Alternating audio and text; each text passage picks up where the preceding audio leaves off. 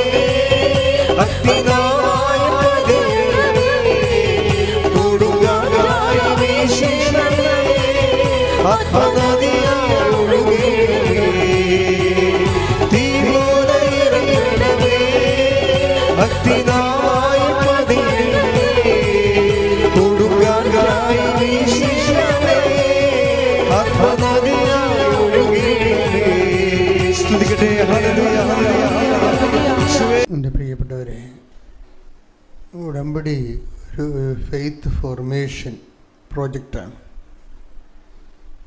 നമ്മൾ വളരെ ഉടമ്പടിയെ ഉടനടി പരിഹാരം എന്ന രീതിയിൽ ഇപ്പോൾ ആയിരക്കണക്കിന് സാക്ഷ്യങ്ങളായി. പക്ഷേ ബേസിക്കായിട്ട്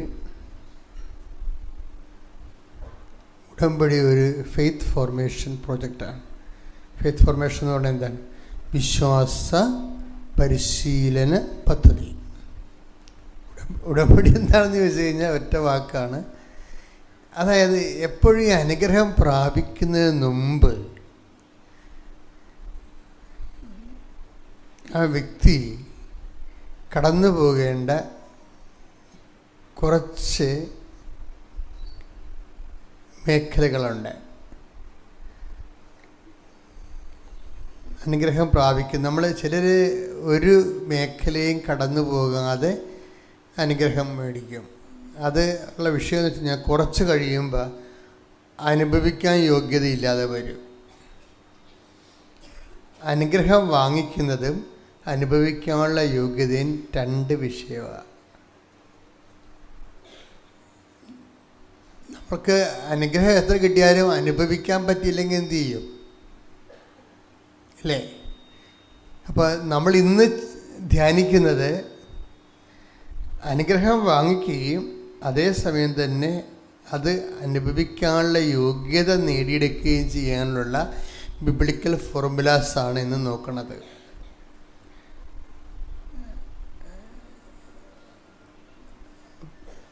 കർത്താവ് എപ്പോഴും പറയുമ്പോൾ ഈശോ പറയും, നിങ്ങൾ എൻ്റെ സ്നേഹത്തിൽ നിലനിൽക്കുവിൻ എന്ന് പറയും. അപ്പം എന്തെങ്കിലും ഒരു ഒറ്റപ്പെട്ട ഒരു ദൈവാനുഭവങ്ങൾ, ഒരു ഒറ്റപ്പെട്ട ജീവിത പ്രശ്നങ്ങളുണ്ടായി, നമ്മൾ ഉടമ്പടി ചെയ്തു, അതിനൊരു പരിഹാരം ഉണ്ടായി, നമ്മളും പിരിഞ്ഞു, ദൈവവും പിരിഞ്ഞു. അങ്ങനെയാണ് ശരിക്കും കുറേ ആൾക്കാർക്ക് അങ്ങനെ സംഭവിക്കണേ. അവർക്കൊരു ക്രൂഷ്യൽ ഇഷ്യൂ ഉണ്ടാവും. പെട്ടെന്ന് കടമ അല്ലെങ്കിൽ രോഗം അല്ലെങ്കിൽ വേറെ എന്തെങ്കിലും തരത്തിലുള്ള ഒരു ഇഷ്യൂ, കുടുംബ പ്രശ്നമൊക്കെ ഉണ്ടാകും. അതിന് പെട്ടെന്ന് അവർ ഉടമ്പടിയിലേക്ക് എടുക്കുന്നു. അവിടുന്ന് ടാപ്പ് ചെയ്യാവുന്ന ബ്ലെസ്സിങ് വാങ്ങിച്ച് ആ വിഷയം നേടിയെടുത്ത് ദൈവം തെക്കോട്ടും പോവും, നിങ്ങൾ വടക്കോട്ടും പോവും. പിന്നെ ഈ വിഷയമില്ല. അവിടെ ഫോർമേഷൻ നടക്കണില്ല. ഫെയ്ത്ത് ഫോർമേഷൻ നടക്കണില്ല. അതിൻ്റെ കുഴപ്പം എന്താ വെച്ച് കഴിഞ്ഞാൽ, ഈ ഇൻസ്റ്റൻറ്റ് ഗ്രേസ്, ഇൻസ്റ്റൻറ്റ് ബ്ലെസ്സിങ്സ് സാധാരണ കൊടുക്കുന്നത് ഫ്രഷ് കമേഴ്സിനാണ് കൊടുക്കുന്നത്. എന്നുവെച്ചാൽ ആദ്യമായിട്ട് നിങ്ങൾ നോൺ ക്രിസ്ത്യനാണ്, നിങ്ങൾ ആദ്യമായും കൃപാസനത്തിൽ വരികയാണ്, നിങ്ങൾക്കിങ്ങനെ ഒരു വലിയൊരു ഗുരുതരമായ വിഷയമുണ്ട്. ഓക്കെ, ദൈവം അപ്പം തന്നെ അതിന് വിഷയത്തിനൊരു സമാധാനം ഉണ്ടാക്കും. പക്ഷെ ചിലർ അതൊരു തക്കമായിട്ട് എടുത്തുകൊണ്ട് എന്നും കൊന്നും അങ്ങനെ ഒരു രീതിയിൽ തന്നെ ഉടമ്പടിയെ കാണാൻ തുടങ്ങുമ്പോൾ എന്ത് പറ്റും? നിങ്ങൾ കോമ്പറ്റൻ്റ് പാർട്ട്ണർ എന്നുള്ള ആ സ്റ്റാറ്റസ് നിങ്ങൾക്ക് ഒരിക്കലും കിട്ടത്തില്ല. കോമ്പറ്റൻ്റ് പാർട്ട്ണർ എന്ന് പറയുന്നത് എന്താണ്? ഇത് ഉടമ്പടിയല്ലേ. ഉടമ്പടിയുടെ ഏറ്റവും വലിയ ഗ്രേസ്ഫുൾ എന്ന് പറയുന്നത്, ഉടമ്പടിയുടെ ഏറ്റവും വലിയ പദവി എന്ന് പറയുന്നത് എന്താ? അനുഗ്രഹത്തേക്കാൾ ഉപരി ആ പദവിക്കാണ് പ്രാധാന്യം. അച്ഛൻ പറഞ്ഞ മനസ്സിലാണില്ലേ? അതായത് നമുക്ക് ഈ അനുഗ്രഹം, ഇപ്പം നിങ്ങൾക്ക് ജീവിത പങ്കാളിയില്ല, നിങ്ങൾക്ക് ജീവിത പങ്കാളിയെ വേണം. കഴിഞ്ഞ ദിവസങ്ങളിൽ എനിക്ക് തോന്നുന്നു ഈശോയുടെ ഒരു രീതി എല്ലാ വിഷയങ്ങളുടെ മേലും ദൈവത്തിന് എവരിത്തിങ്. ഇപ്പം നമ്മൾ ഈ സാക്ഷ്യങ്ങളെല്ലാം കേൾക്കുമ്പോൾ നമുക്ക് മനസ്സിലാകണേ എന്താ? സൂര്യന് താഴെ മനുഷ്യൻ അനുഭവിക്കുന്ന എല്ലാ പ്രശ്നങ്ങൾക്കും ഉടമ്പടി പരിഹാരമുണ്ട്. അതാണ് സാക്ഷ്യങ്ങൾ. നമ്മൾ ഓരോ സാക്ഷ്യങ്ങൾ വെറൈറ്റി ആയിട്ടുള്ള സാക്ഷ്യങ്ങളിൽ ആൾക്കാർ പറയുന്നത്. ജീവിതത്തിൻ്റെ എല്ലാ മണ്ഡലങ്ങളിലും താമസിക്കുന്നവരാണ്.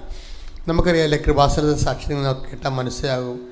അത് ഒരിക്കലും ഒരു ആലപ്പി ബേസ്ഡ് അല്ല കേരള ബേസ്ഡ് സാക്ഷ്യങ്ങളല്ല, ഒരു ഗ്ലോബൽ സാക്ഷ്യങ്ങളാണ് വരുന്നത്. ഞാൻ തന്നെയും 17 രാജ്യങ്ങളിൽ പോയി. അപ്പോൾ അവിടെയുള്ള ആൾക്കാരുടെ ജീവിതവും നമ്മളുടെ ജീവിതാവസ്ഥകൾ, നമ്മളുടെ ജീവിത ആവശ്യങ്ങളൊന്നുമല്ല അവരുടേത്, ഭയങ്കര വ്യത്യാസമുണ്ട്. അപ്പോൾ ഇതുകൊണ്ട് തന്നെ സാക്ഷ്യങ്ങളെല്ലാം ഗ്ലോബലായിട്ടുള്ള സാക്ഷ്യങ്ങളാണ് വരണത്. അപ്പോൾ നമുക്ക് എവിടെ ഏത് രീതിയിലും കൊണ്ടുപോയി ഉടമ്പടിയെ തിരിച്ചു വെച്ചാൽ നമുക്ക് റെയിൻ ഹാർവസ്റ്റ് എന്നൊക്കെ പറയത്തില്ലേ, മഴവെള്ള സംഭരണി, പിന്നെ എങ്ങോട്ട് തിരിച്ചു വെച്ചാൽ നമുക്ക് നമ്മുടെ ആവശ്യമനുസരിച്ച് ഉടമ്പടിയിൽ റെസ്പോണ്ടീവാണ്. അപ്പോൾ പക്ഷേ ചിലർക്കൊരു കുഴപ്പമുണ്ട്. അവർക്ക് അറിവില്ലാത്തതുകൊണ്ടാണ് അങ്ങനെ സംഭവിക്കുന്നത്. അവർ അനുഗ്രഹത്തിന് മാത്രം ഇങ്ങനെ ഫോക്കസ് ചെയ്യും. എൻ്റെ സഹോദരൻ, അത് ചെയ്യരുത്. അനുഗ്രഹത്തിനേക്കാൾ വലുത് അതിൻ്റെ പദവിക്കാണ്. പദവി എന്ന് പറയുന്നത്, ഞാനുള്ള കാര്യങ്ങൾ പറയാം, എനിക്ക് ഒരു അനുഗ്രഹവും ദൈവം തന്നില്ലെങ്കിലും ഞാൻ ഈ പൗരോഹിത്യത്തിൻ്റെ പദവി, അതൊരു കവനൻ്റെ പദവിയാണ്. ഒരു അനുഗ്രഹം വേണ്ട ആവശ്യമില്ല, പദവി മാത്രം മതി. എന്താ കാര്യം? ഞാൻ കർത്താവുമായിട്ടൊരു ഒരു പ്രോജക്റ്റല്ല, ബയലാറ്ററൽ എഗ്രിമെൻ്റുള്ള പാർട്ട്ണറാണ് നമ്മൾ ശരിക്കും. അതുപോലെ തന്നെയാണ് നിങ്ങൾക്കും ഇതൊരു സുവർണ അവസരമാണ്. എന്താണ്? ദൈവത്തിൻ്റെ കൂട്ടുവേലക്കാരി. Take the word of God. ശ്രദ്ധിക്കട്ടെ. ഹല്ലേലൂയ ഹല്ലേലൂയ ഹല്ലേലൂയ. 1 കൊരിന്തോസ് 3:9. 1 കൊരിന്തോസ് 3:9. ഞങ്ങൾ ദൈവത്തിന്റെ കൂട്ടുവേലക്കാരാണ്. ഞങ്ങൾ ദൈവത്തിന്റെ കൂട്ടുവേലക്കാരാണ്. ഒന്നുകൂടി പറഞ്ഞേ. ഞങ്ങൾ ദൈവത്തിന്റെ കൂട്ടുവേലക്കാരാണ്. കൈ അടിച്ചോണ്ട് പറഞ്ഞേ. ഞങ്ങൾ ദൈവത്തിന്റെ കൂട്ടുവേലക്കാരാണ്. Praise the Lord. ഇതാണ് ഉടമ്പടി സംഭവിക്കുന്നത്. ഉടമ്പടിയുടെ ഒരു സ്റ്റാറ്റസ് അതാണ്. ആരാണ്? നമ്മൾ ദൈവത്തിൻ്റെ കൂട്ടുവേലക്കാർ. അപ്പം നമ്മൾ ദൈവവും കൂടിയാണ് ഒരു പ്രോജക്റ്റ് ചെയ്യണത്. ഈ ഒരു ബോധം ഇപ്പം നിങ്ങൾ പത്രം കൊടുക്കാൻ പോകുമ്പോഴും നിങ്ങൾ ദൈവത്തിൻ്റെ വിഷയത്തിൽ കൂട്ടുവേലക്കാരാണ്.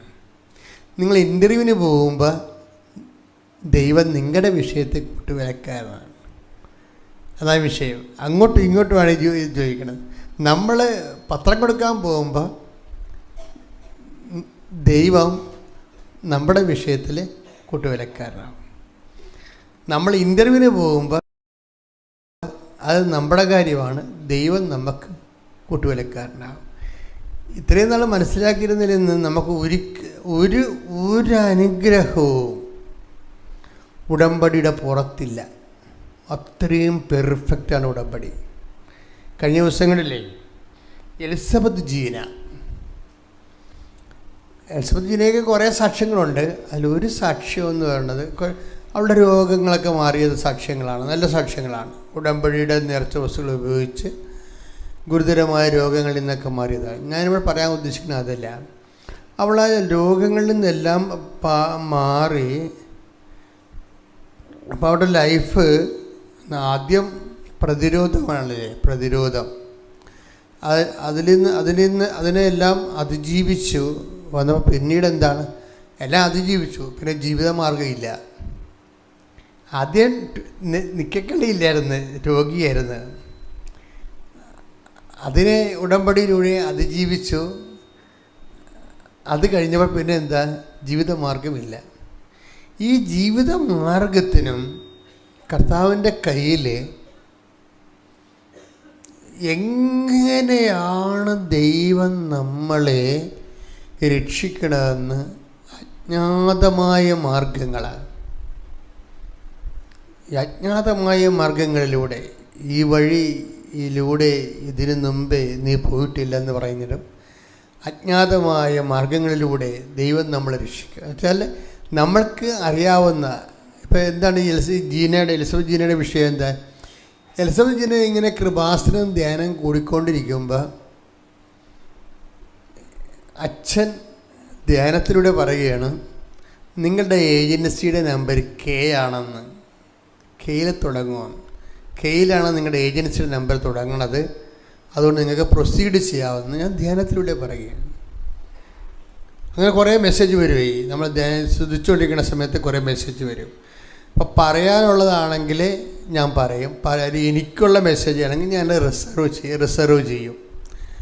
അപ്പോൾ നിങ്ങളോട് പറയാനുള്ള മെസ്സേജ് ആണെങ്കിൽ ഞാൻ പറയും. അപ്പോൾ എന്താ വിഷയം എന്ന് വെച്ചാൽ നിങ്ങൾ ഓർക്കും, നിങ്ങൾ ഉടനെ ചിന്തിക്കണം എങ്ങനെയാണെന്നറിയാമോ? എന്തുമാത്രം ആൾക്കാർ ജോലിക്ക് പോണേ, എന്തുമാത്രം ആൾക്കാർ ഏജൻസിൻ്റെ തിരക്ക് നടക്കണം, എൻ്റെ അത് കെ ആരാണെന്ന് എങ്ങനെ അറിയാൻ പറ്റും? ഇത് ചുമ്മാ ഇങ്ങനെ ഈ ഇരണ്ടയ്ക്ക് വെടിവെക്കണ പോലെയാണെന്ന് പറയും. എന്നുവെച്ചാൽ ഇരണ്ടയ്ക്ക് വെടിവെക്കുക എന്ന് വെച്ചാൽ ഇരണ്ടയിൽ ഇങ്ങനെ അരിമ്പ് കോരിയിട്ടല്ലേ വെടിവെക്കുന്നത്, പൂട്ട വെടിവെക്കുന്നത്. എന്നിട്ട് കൊള്ളണേ അങ്ങനെയല്ല. കർത്താവിൻ്റെ ദർശനങ്ങളെന്ന് പറയണത് എപ്പോഴും നമ്മൾ ശ്രദ്ധിക്കണം. കോമണായിട്ടാണ് ആ മെസ്സേജ് നമ്മൾ കേൾക്കണമെങ്കിലും അതിൻ്റെ യഥാർത്ഥ സ്വീകർത്താവിന് ആന്തരിക ബോധ്യം കിട്ടും ആ സമയത്ത്. അങ്ങനെയാണ് ഇത് വരുന്നത്. നമ്മുടെ ഈ ആധ്യാത്മിക മേഖലയുടെ കമ്മ്യൂണിക്കേഷൻസ് ഇല്ലേ, നമ്മൾക്കൊന്നും ചിന്തിക്കാൻ പോലും പറ്റാത്ത കമ്മ്യൂണിക്കേഷൻസാണ് കർത്താവ് കമ്മ്യൂണിക്കേഷൻ. ഇപ്പം ഞാനിപ്പോൾ നിങ്ങളോട് കെ എന്ന് പറഞ്ഞു കഴിഞ്ഞാൽ ഇവിടെ ഇരിക്കുന്ന 1000 പേർക്ക് ഉണ്ടെങ്കിലും ആ യഥാർത്ഥ സ്വീകർത്താവിന് എന്താ കിട്ടണത്? ഉടനെ പരിശുദ്ധാത്മാവ് ആന്തരിക ബോധ്യം കൊടുക്കും. This is particularly for you Elon. അതാണ് ആന്തരിക ബോധ്യം എന്ന് പറയുന്നത്. ആന്തരിക ബോധ്യം എന്ന് പറയുന്നത് ഇതാണ്. ഇത് എൻ്റെ മക്കളെ ഒരിക്കലും ഡൗട്ട് ഫെയ്ത്ത്, ചിലർ ആധ്യാത്മിക ശാസ്ത്രം അറിയാൻ പാടില്ലാത്ത കാരണം ചില ആൾക്കാർ ഡൗട്ട് ഫെയ്ത്തിൽ ചെയ്യും. എന്നെക്കുറിച്ചായിരിക്കും ചിലപ്പോൾ അച്ഛൻ പറഞ്ഞത്, കിട്ടിയാൽ ഊട്ടി പോയ ചട്ടി ചെയ്ത് നോക്കിയേക്കാം എന്ന് പറഞ്ഞ് കാശ് കൊടുക്കുക. അങ്ങനെയല്ല, അങ്ങനെ ചെയ്യരുത്. അത് ഡൗട്ട് ഫെയ്ത്ത് എന്ന് പറയും. ഡൗട്ട് ഫെയ്ത്ത് അതായത് ഇത് അച്ഛൻ എന്നെക്കുറിച്ചായിരിക്കും പറഞ്ഞത്, ദൈവമേ അങ്ങനെ എന്നെക്കുറിച്ച് തന്നെ ആയിരിക്കണേ, നാട്ടുകാരെക്കുറിച്ചൊന്നും ആയിരിക്കല്ലേ എന്നൊക്കെ പറഞ്ഞുകൊണ്ട് ഈ ഡൗട്ട് ഫെയ്ത്തിൽ നമ്മൾ ചെയ്യും. അത് ബൈബിൾ ഇതിനെ വിലക്കുന്നുണ്ട്, ബാൻ ചെയ്യും ഡൗട്ട് ഫെയ്ത്തിനാണ്. അത് വളരെ ശ്രദ്ധിക്കണം. നമ്മൾ എന്തിനാണ് ബൈബിൾ പഠിക്കണത്? ദൈവത്തിൻ്റെ വഴികളെ മനസ്സിലാക്കാൻ വേണ്ടിയാണ്, അല്ലാതെ ചരിത്രം പഠിക്കുകയല്ല. How to deal with God, how to receive the message, even the tiny message എങ്ങനെയാണ് റിസീവ് ചെയ്യണത്. എൻ്റെ മക്കളൊന്ന് പ്രാർത്ഥിച്ചേ. കർത്താവ് നെഞ്ചത്ത് വെച്ച് പ്രാർത്ഥിക്കും. കർത്താവായ ദൈവമേ, ഞാൻ ഉടമ്പടി എടുത്തിട്ട് കുറേ നാളായി ജീവിക്കുന്ന, പക്ഷെ ഉടമ്പടി ആഗ്രഹിക്കുന്ന വഴികളിലൂടെ പക്വതയാർന്ന പ്രബുദ്ധതയിലേക്ക് വളരാൻ എനിക്ക് ആഗ്രഹമുണ്ട്. ദൈവമേ, ഈ ധ്യാനത്തിലൂടെ ആഴമായ ബോധ്യങ്ങളാൽ എന്നെ അഭിഷേകം ചെയ്യണമേ. എൻ്റെ മക്കളെ, നിങ്ങൾ കർത്താവിനോട് പറയണത്, കർത്താവ് എനിക്ക് നിന്നെ പഠിക്കണം, നിൻ്റെ വഴികളെ പഠിക്കണം, നിൻ്റെ കൂടെ സഞ്ചരിക്കണം, നിൻ്റെ ഭാഷ എനിക്ക് മനസ്സിലാകണം. കാര്യം മൊത്തം കമ്മ്യൂണിക്കേഷൻ. രാത്രിക്ക് അറിവ് കൊടുക്കണം എന്നൊക്കെ പറഞ്ഞ പോലെ നമുക്ക് ഒരു ലക്കാനുമില്ലാതെ ഏത് സമയവും ദൈവം കമ്മ്യൂണിക്കേഷൻ തന്നുകൊണ്ടിരിക്കും. അപ്പോൾ എപ്പോഴും കമ്മ്യൂണിക്കേഷൻ വരുമ്പോൾ ശ്രദ്ധിക്കേണ്ടത്, ഈ 1000 പേരിവിടെ ഇരിക്കുന്നുണ്ടെങ്കിലും ആ മെസ്സേജ് ഒരു വ്യക്തിയാണ് കർത്താവ് ഉദ്ദേശിക്കുന്നത്, അല്ലെങ്കിൽ ഒരു 3 വ്യക്തിയാണ് ഉദ്ദേശിക്കുന്നത് വിചാരിച്ചോ. ചിലപ്പോൾ 7 വ്യക്തികളെ വരെ ഉദ്ദേശിച്ച് കൃപാസനത്തിൽ സംഭവിച്ചിട്ടുണ്ട്. 7 ഒരു മെസ്സേജാണ്. ഒരു ഗോൾഡൻ 7 എന്ന് പറഞ്ഞൊരു മെസ്സേജ് വന്നില്ലായിരുന്നു. എത്ര പേരാണ് സാക്ഷ്യം പറഞ്ഞത് ഗോൾഡൻ 7ൻ്റെ? അപ്പോൾ അതെല്ലാവർക്കും ആ 7 പേർക്കും ആ സെയിം മെസ്സേജാണ് കിട്ടിയിരിക്കുന്നത്. അതെല്ലാം അന്ന് തന്നെ ആ ആഴ്ച തന്നെ ആ ഡെസ്പാച്ചായി പോവുക. ബ്ലെസ്സിങ് അത്രയും പവർഫുള്ളാണ് അത് സംഭവം. അപ്പോൾ എന്താ എൻ്റെ മക്കൾ ചെയ്യേണ്ടതെന്ന് വെച്ചാൽ, നിങ്ങൾ ഇതിൻ്റെ ഒരു പ്രോസസ്സിലൂടെ കടന്നു പോകാൻ നോക്കണം. പ്രോസസ്സ് എന്ന് പറയുമ്പോൾ ഉടമ്പടി എന്താണ് ബേസിക്കായിട്ട് ഉടമ്പടി എന്ന് പറയുന്നത് വാഗ്ദാനം പ്രാപിക്കുന്നതാണ്, അല്ലേ? അതാണ് വാക്കിൻ്റെ ഉള്ളിൽ ദൈവം ദാനം വെച്ചിട്ടുണ്ട്. എൻ്റെ ജീവിതത്തിൻ്റെ പർട്ടിക്കുലറായിട്ടുള്ള ദാനം എൻ്റെ ഉടമ്പടിയിലൂടെ ഞാൻ റിലീസ് ചെയ്തിരിക്കുന്നതാണ് ഈ ഉടമ്പടി ജീവിതം എന്ന് പറയണത്. അപ്പോൾ ഈ വാഗ്ദാനം പ്രാപിക്കാൻ വേണ്ടി നമുക്ക് വേണമെങ്കിൽ ഓളോടെ സഡൻ വാഗ്ദാനം പ്രാപിക്കാൻ പറ്റും. ഇപ്പം നിങ്ങൾക്ക് ചില ആൾക്കാർക്ക് 8ാം ക്ലാസ് കഴിഞ്ഞാൽ പിന്നെ കുറേ നാളെ പഠിത്തം നിർത്തിക്കഴിഞ്ഞാൽ ഗവൺമെൻറ് പറയുമല്ല 10ാം ക്ലാസ്സിൽ പോയി ഇരിക്കാമെന്ന് പറഞ്ഞില്ലേ. 8ാം ക്ലാസ് വെച്ച് പഠിത്തം നിർത്തിയതാ. പിന്നെ കെട്ടണ കാലത്ത് ചെന്നപ്പോൾ എല്ലാവരും ചോദിക്കണത് വിദ്യാഭ്യാസമാണോ? അയ്യോ 10ാം ക്ലാസ് പോലും പാസ്സായില്ലേ. അപ്പോൾ അവർക്ക് അപ്പോഴാണ് തോന്നുന്നത് എന്നാൽ 10ാം ക്ലാസ് പഠിക്കാമെന്ന്. അപ്പോൾ ഇനി 9 പഠിക്കാതെ 9 ചാടി 10ാം ക്ലാസ്സിൽ പോയി ഇരിക്കാൻ ഗവൺമെൻറ് ഒരു പ്രൊവിഷൻ ഉണ്ടാക്കിയിട്ടുണ്ട്. അവരുടെ PDC കഴിഞ്ഞാൽ പിന്നെ MAക്ക് പഠിക്കാൻ വേണ്ടി ഗവൺമെൻറ്റിന് പ്രൊവിഷൻ ഉണ്ടാക്കിയിട്ടുണ്ട്. അത് ഒരു പ്രായം കഴിയണം കഴിഞ്ഞാൽ നമുക്ക് MA എഴുതിയെടുക്കാൻ പറ്റും. പക്ഷേ MA എഴുതിയെടുക്കുമ്പോൾ നമ്മൾ ശ്രദ്ധിക്കേണ്ട വിഷയം എന്ന് പറയുന്നത്, ഈ 10ാം ക്ലാസ്സുകാരൻ അല്ലെങ്കിൽ MAക്കാരൻ അറിഞ്ഞിരിക്കേണ്ട കടന്നു പോകേണ്ട ഒരു എഡ്യൂക്കേഷൻ ഒരു ഫോർമേഷനുണ്ട്. അതുണ്ടാകത്തില്ല. ഈ സർട്ടിഫിക്കറ്റ് മാത്രമേ ഉണ്ടാകത്തുള്ളൂ. ഇതാണ് വിഷയം. ഇങ്ങനെ ദൈവത്തിൻ്റെ അടുത്ത് നമുക്കൊരു അപ്രോച്ച് പറ്റത്തില്ല.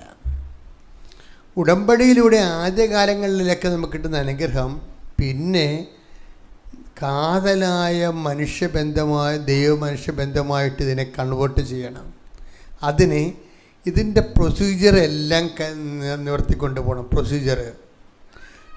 കാര്യം ഇതിന് 4 ഉടമ്പടിക്ക് വാഗ്ദാനം പ്രാപിക്കാൻ 4 പ്രൊസീജിയറാണ് ദൈവം വെച്ചിരിക്കുന്നത്. എന്തൊക്കെയാണ്? ഒന്ന്, മരുഭൂമിയിലൂടെ പോരണം. രണ്ടാമത്തത് എന്താണ്? മരുഭൂമിയിലൂടെ പോന്ന് ജോർദാൻ കടക്കണം. ആദ്യം ചെങ്കടലിലൂടെ പോരണം. ചെങ്കടലിലൂടെ വന്നാൽ എവിടെ എത്തണം? മരുഭൂമി. ഇനി മരുഭൂമിയിലൂടെ പോന്നു കഴിഞ്ഞാൽ അപ്പോൾ ചെങ്കടൽ, മരുഭൂമി, ഡെസേർട്ട്, അല്ലേ, റെഡ് സീ. അതെല്ലാം പ്രൊസീജിയറാണ്.